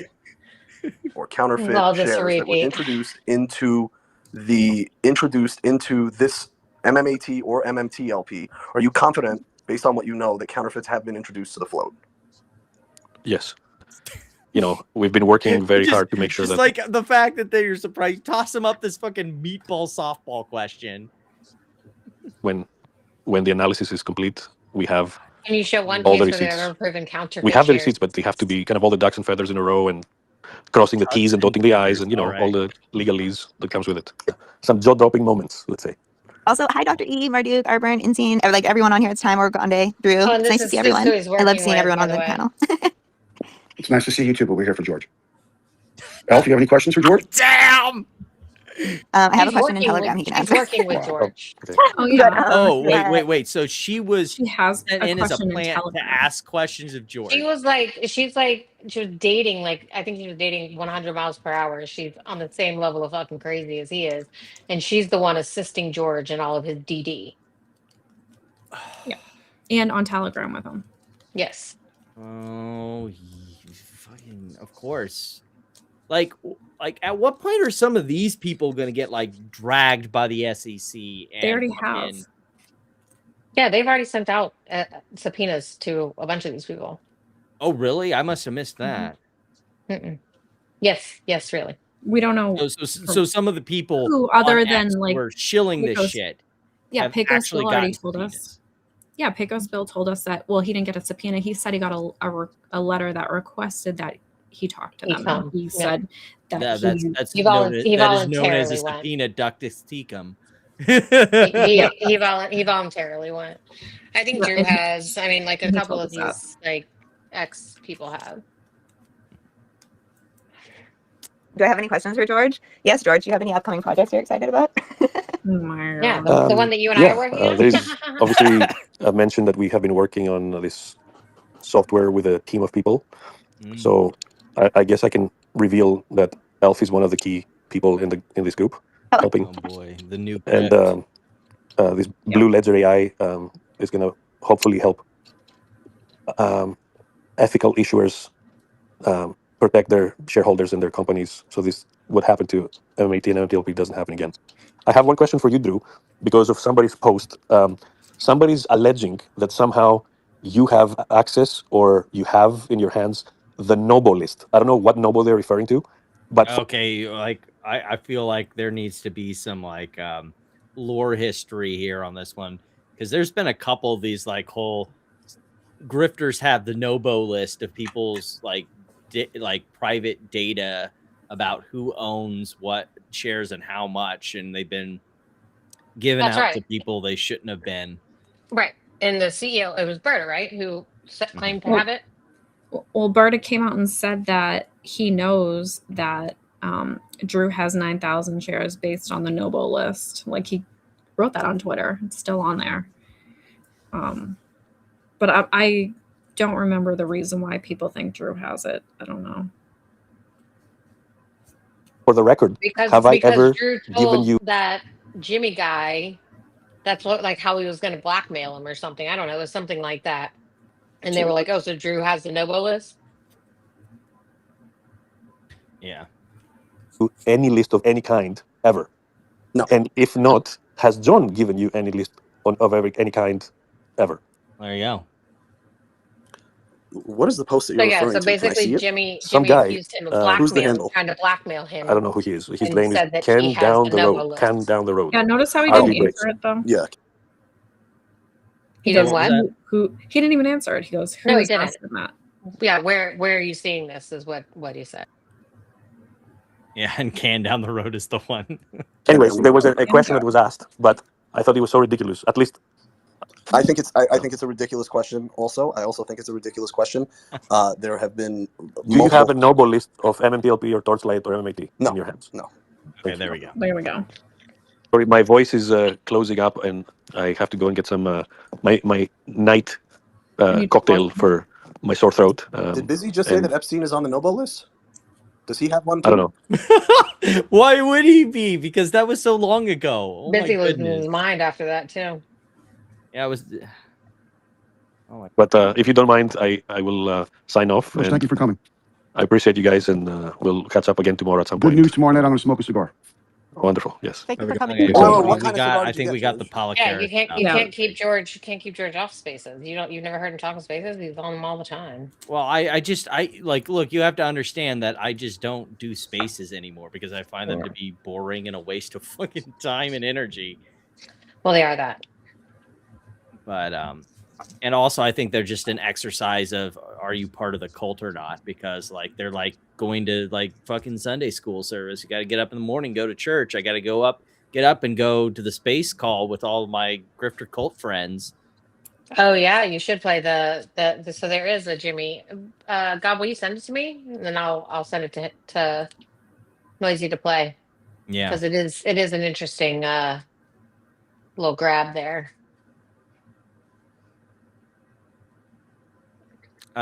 So okay. Well, let me see if Gob sent it. I'm just moving along while that's going on. Yeah, go ahead. So a quick reminder, the MMTLP community still doesn't know how copyright and fair use work. Quick reminder, very important. Any third-party recording, clipping, editing, or redistribution of audio or video from Spaces to harass, defame, or misrepresent participants is strictly prohibited and violates X's rules. Sure. We have already identified a small group of accounts that engage in this active behavior on a near daily basis. You mean holding you accountable? Yeah, well, we'll keep doing that. They really hate that. You can't stop us. Yeah, all violators they really hate that. and will be reported to X with full context. As if X gives a flying fuck. X barely cares if you dox someone. Do you think they fucking care if the Spaces have a share function? Like they literally have a clipping function. Spaces are public. You are talking on a public you have platform. No right to privacy in public. Spaces are public. You can even there's a little option at the bottom of Spaces with little scissors that say clip. So you can clip parts of it. Like Spaces are public. If you don't want people to hear your Spaces or say anything about them, Discord. Have a communication take your ass to Telegram. Or Discord this is a public fucking platform. Like, period. Try to sue somebody. I fucking dare you. Speaking of which, as Platinum here pointed out, so the additional comments, we finally did get the release though, didn't we? Of all the all the comments. The SEC released them. Yeah, I really still think it was like a middle finger to these because they're holding a press conference out in front of the SEC. They're acting a fool on Twitter all the time. They're calling, they're harassing, they're doing all of the things. And I think the SEC was like, well, fine. All right, you want to see it? You want to see it? We'll show you. No, Yeah, I think they finalized their 2023 10K finally. So why do you have to crush my dreams? Okay, never mind. It's definitely because they were like, fuck you and fuck your company, and here's the comments. And the SEC is naked shorting them as we speak. Yeah. Absolutely. It has everything to do with it. From Bed Bath & Beyond to a company that's circling the drain.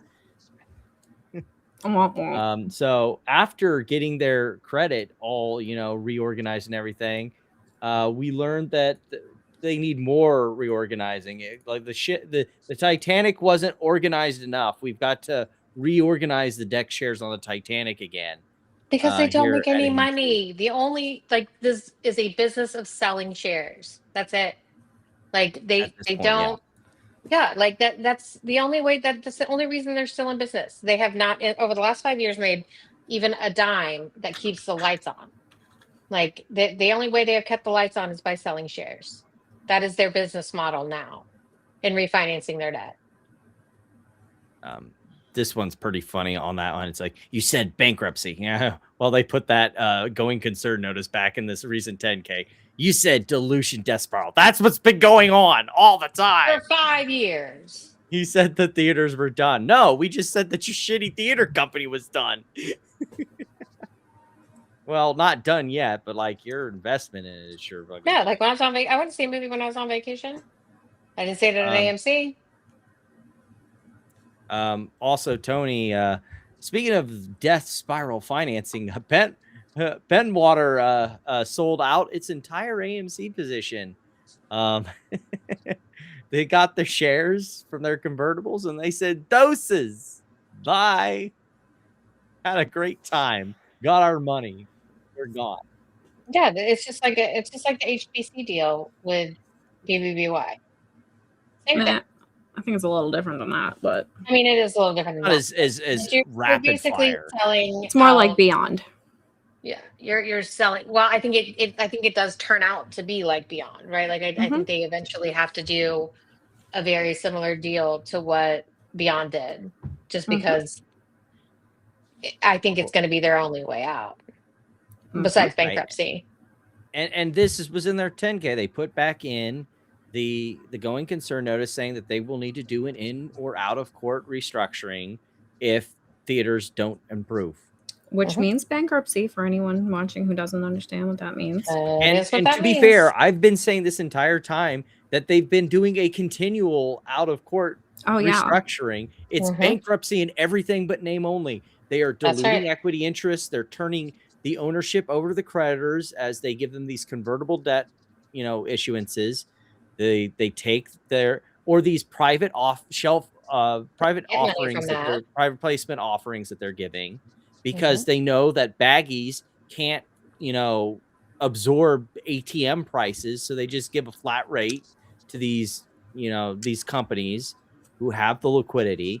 And it is an out of court restructuring is bankruptcy and everything but name. That's it.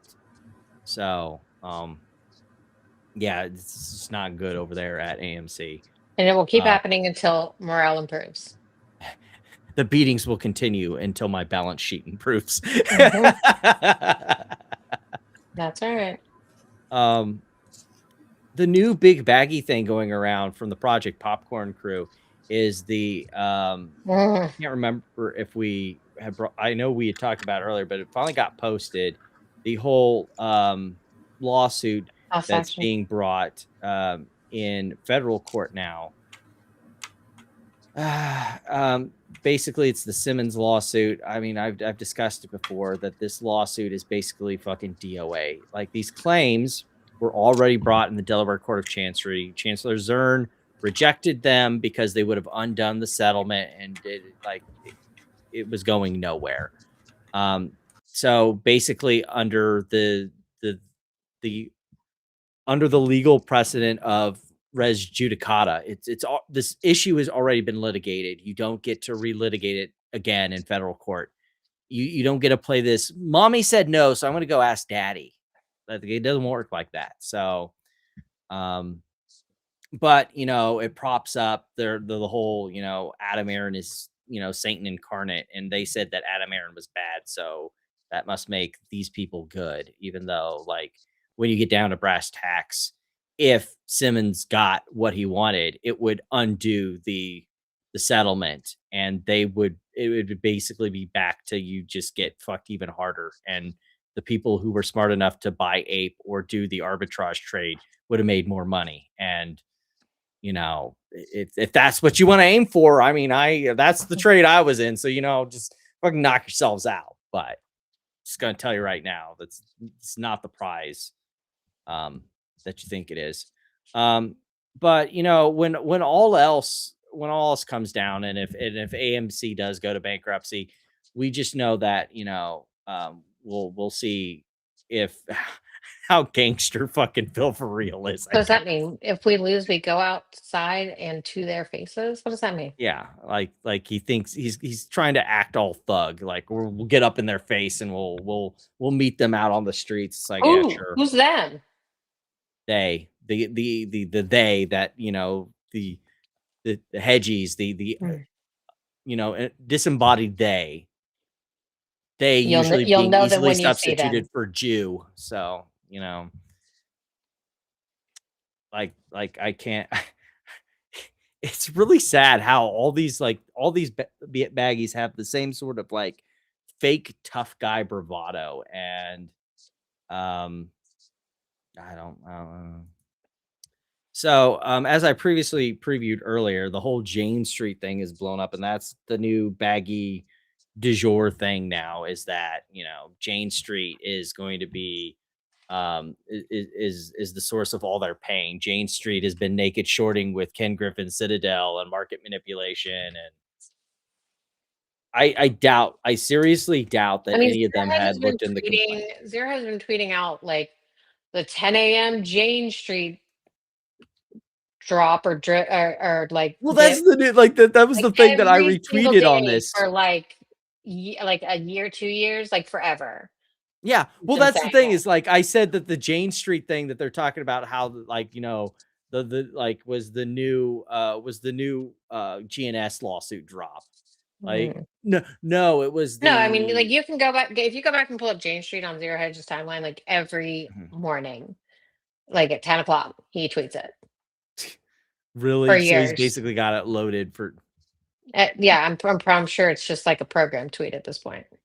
Jesus, the 10 a.m. Jane Street, rug pull or the dip. Where's 10 a.m. slam? The 10 a.m. dip. Like it's been forever. So it looks like that Kevin Malone has given up on his attempts to join the board. Oh, can we please read why? Notice I want me, to see. I want senpai. to see the more below. Do you have it? Yeah. I want to see his excuse. Yes. Okay. Do you want me to read it? Nice. Yeah, go ahead and read it, Amy. When I last spoke to as the full pathetic team, as possible. okay. When I last spoke to the full team, I truly believed I had earned the opportunity to continue serving the company at the board level. More than that, I believed I was fully part of what we would build together. The decision to move forward without me was deeply disappointing. It's been difficult on both the professional and personal level. I invested myself completely, time, energy, and conviction. I once thought it would last a lifetime. I'm still trying to understand where alignment was lost. That said, I remain proud of the work that I delivered and confident that the data reflects the impact I made. My commitment has always been to the long-term success of the company and its shareholders. If this is where our paths diverge, I wish the team nothing but success. And if our paths align again one day, I would welcome that opportunity. Single tear. Should have been playing violin music. Was that pathetic? I was trying World's smallest violin. It was pathetic. Great job. It was as pathetic as I imagined that. So, like, what do you think happened? What do you think happened? Like they just never replied, and he gave it just up. Never replied. Yeah. Okay. Yeah. And he just they didn't even call him back. They're not even paying attention to this tweet. No reply, nothing. Okay. But he made such a big deal about it. It's like he Barbara Streisand himself. He made such a big deal about it. He had to. Yeah, he painted himself into such a corner. He had to make an exit letter for them or exit tweet from them. Yeah. Perfect. Keep being you, Kevin Malone. Never change. The data reflects the impact I made. Like, I'm sorry, what data? Yeah, that it was a rug pull. What is the stock trading at? $3? What data are you looking at, sir? The data. Which data? If I look at the chart, Can you all point me I to see that is data, please? I'm sure that the conviction was unwavering. Although he did sell quite a bit of his position, is what we found out. From there was some wavering in that conviction. There was a couple 100,000 shares worth of wavering. He's semi unwavered. Mm-hmm. Semi unwavered. Subject to change. Subject to change depending on how likely he's going to be sued by his own clients. Yeah. Oh, you don't. Well, can they? Or by Quantum and GNS. Did he get a call from Wes Christian? Maybe that was like, stop tweeting about them, or I'm going to sue you. Yeah. Oh, maybe he got a preservation request DM. Oh my. Oh. No, that's terrible. So our next topic is kind of in our wind down stretch. I don't know if you guys have been following the whole Nick Nemeth taking down private equity and how it's trying to weasel its way into everyone's 401k portfolios and into their retirement savings to get at the liquidity that is untapped so that it can basically run off and abscond with your money. Mm-hmm. He's not the only one that's been pointing it out. As much as I'd like to have Nick on again to talk about this, Better Markets has pointed out that, basically this whole thing of private equity. Why is that stuck there? There we go. I don't know what the issue here is with the. Why does the scroll not work? There's something with something funky going on Better Markets website, but like basically that, you know, SEC approval to start having private equity ETFs and, you know, 401ks now, like private equity can try and tap into your 401k if you ask them in the door. They promise not to maul you. But like, you know, private equity used to be the thing that, you know, it was about higher leverage, high risk, you know, the idea that, you know, you take a couple different investments that, you know, a good chunk of them would blow up, but you were so big levered that if you got a good one, you know, you would blow the banks off. I mean, like that was Apollo's business model. Find these very risky credit opportunities on companies that were either in bankruptcy or had heavy debt problems. You go in there, you remanage the company, or you come out the other end after distressed bankruptcy, and you know, like 6 of those companies are going to fail, but if one succeeds, then you make a lot of money because the money you put in was so little compared to the gain. But now private equity's big game is like, since there's no real, you know, alpha for them anymore, is to basically try and weasel their way into your pocketbooks to get more liquidity for their, you know, extravagant, you know, bouts of stupidity. I think I saw, what was it? It's one of those like credit ones. I know I should say, I know I should know because I follow their Substack and their YouTube and their X. But the guy that deals with like distressed credit and everything. Oh, junk bond investor. There we go. He's basically been pointing out that they're trying to weasel your way into the 401ks because their liquidity is drying up and things are getting really bad out there in the world of private equity for some of these companies. And so they need the liquidity really bad because their debt is really becoming a problem for them. I just thought that this was a pretty interesting tweet I saw about all the failures that have happened in the SPAC world. Let's see, where's the chart I was looking for? Oh yeah, the big losers and winners. I suppose, hey, there's actually one that's up. Oh, since IPO, sorry, that's up. I guess recently daily changed, but here's the IPO returns. They're all negatives, and most of them are like down 80, down 90, almost 100% on some of them on all these SPACs. Hey, there's Open down there. They're only down 52% from their IPO. Big oof. So we already have Amy's stupid tweet of the week. Do you have one, Platinum, perchance? I do not have a stupid tweet. We'll just let Amy win then. Yeah, Amy I had Yay! one, but it was a Travis tweet, and I just don't feel like giving Travis more air. Not like OG Travis, AMC baggy Travis. I mean, I think Did you see that? Did you see the him like recording his whole AI conversation about Hold on. how So I Robin asked Mayax voted hold for on. Amy. So I asked the AI to analyze the entire internet. Look at the capital letters. Analyze the entire internet. Wait, how But many he couldn't people capitalize are the talking I bad in about AI. AMC? Well done. Hold on.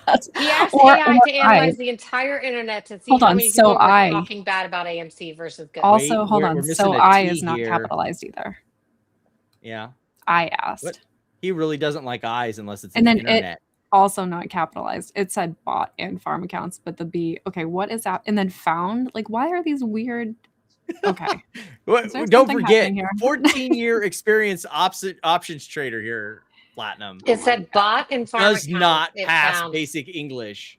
have been posting word for word How many negative people comments are on AMC talking across multiple bad? social media.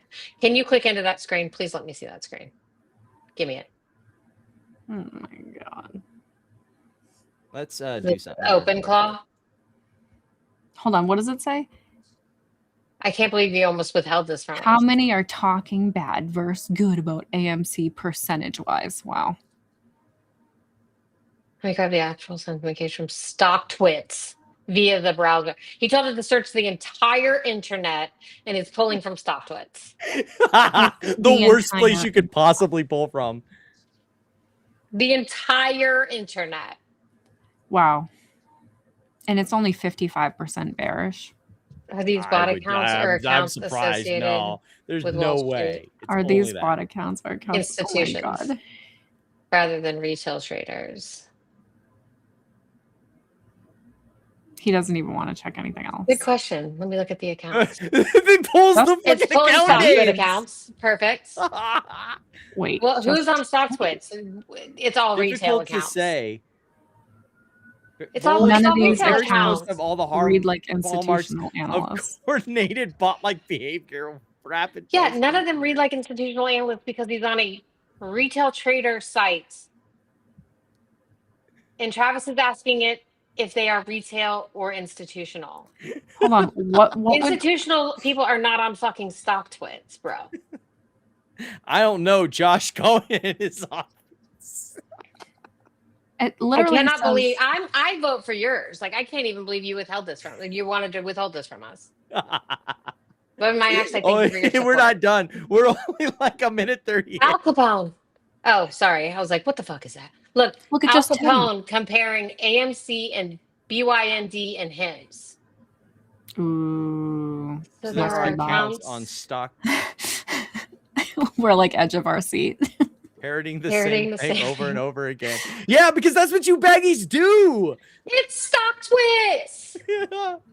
Bearish parrots, bullish parrots. I like that it's trying to say, like, dude, this is everybody. Both sides have accounts that look like they're running scripts. This is so great because the AI is literally telling him he's a fucking clown in real time. I love when AI does this. Did you also see the news coming out that they used Claude in the attack in Iran after Trump banned it? Lol. Told everyone to cease using it immediately. They used Claude. Do you see this on every social I media thought he was asking for platform? the entire internet. Reddit, X, YouTube, Discord, and Telegram. financial media.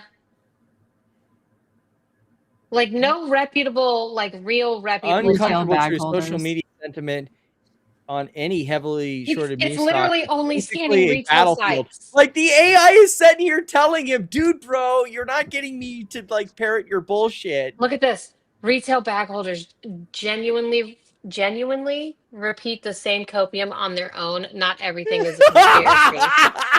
Come on. Claude literally making fun of him in real time. Both sides are manipulating it. Oh my goodness. Oh, is there more? Please, please. Oh, keep we looking. get like we've got still 2 more minutes. Let's see on what the else Want he me to said. dig into any of that hard data? What There's hard no hard data? data there. Wait, why is he still Which scrolling? hard-hitting data are you about to dig into, Claude? Do you Can't know wait. the companies The behind companies. the bot farms? Farms. My God. Oh, yeah. Can't wait. S3 Partners, Citadel, .72, Susquehanna, AstroTurf Holdings. Funds higher PR. You get literally one case. What was that case Hold on. up there? TLDR. Wait, go back to the TLDR. It's down there a little bit. First, I just want to know what the Okay. fucking lawsuit was.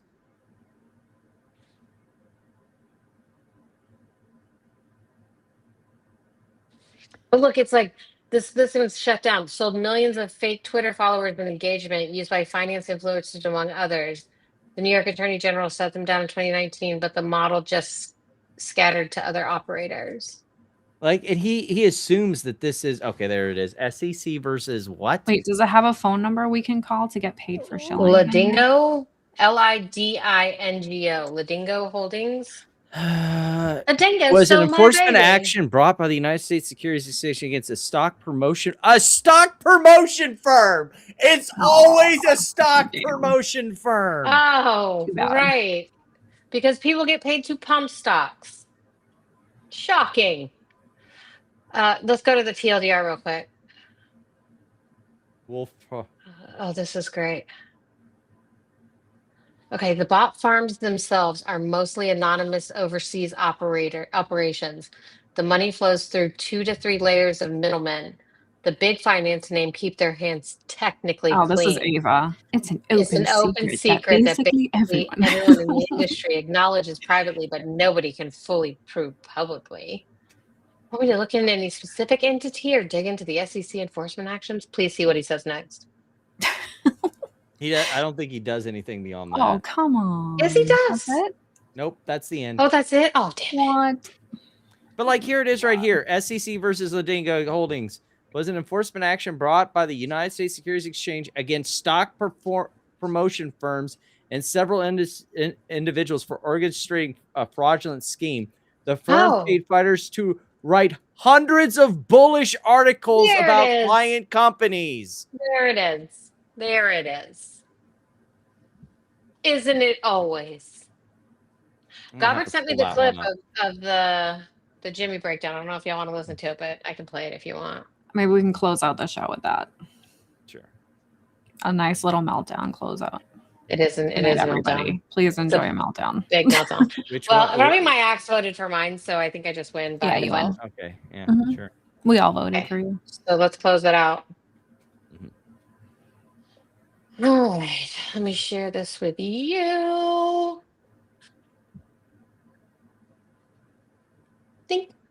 Think. Oh no. Bring it back. And the third. Is it up? Okay. Got the fucking receipts to prove it all. After this, hang on 1 second, please. 1 second. Okay. I know that you think it's being unproductive, this, that, and the third. I got the fucking receipts to prove it all, Mardik. I'll send them to you in just a second, motherfucker. Hang on. You know what? Hang on for a fucking second. I'm not trying to mute everybody. I'm just trying to say one thing, and then you guys can continue. You understand, and you don't like to hear about. Yeah, I've also spent tonight reaching out to a 3-letter agency about people blackmailing me. Oh boy. And guess what? It's going to be fun. Jimmy, it's going to be fun when I send them fucking calls, videos, and messages. Jimmy, so I don't want you to say shit that you don't want to say right now. Yeah. I feel like he wants to who say has it. the no-bo list? Jimmy. Ask yourself that, mother. Jimmy, I'm not. Just hang on. I'm not. Sakib, don't mute him. Don't mute him. He's not. I just don't want him to say anything that right now, because he's pissed and rightfully so. And people don't know why. And we're not gonna say that shit right now, Jimmy, because I know you don't want to say that, and I'm not gonna let you say that. But you got to unmute right now. But here's the thing. I know you want to say that, but I'm going to let you threaten say the that. livelihood of myself, my family, my kids. You know exactly who you are, and I have the fucking messages to prove it all. So suck my fucking dick, you little piece of shit motherfucker. Ain't no fucking wormhole in Bakersfield you can hide in anymore. Jimmy, do me a favor. We don't need to. We could do that shit offline right now. But the point Jack is, really doesn't I'm gonna like say it this, when his tactics are used against him. Jimmy's Does he? absolutely Jack in has his said way right. worse. Within his right to feel this way.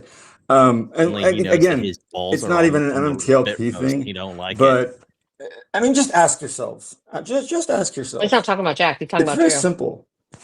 There was 2 people in the community that I fought with a lot of people in the community because of Drew, to protect them, to do this and that. So did Jimmy.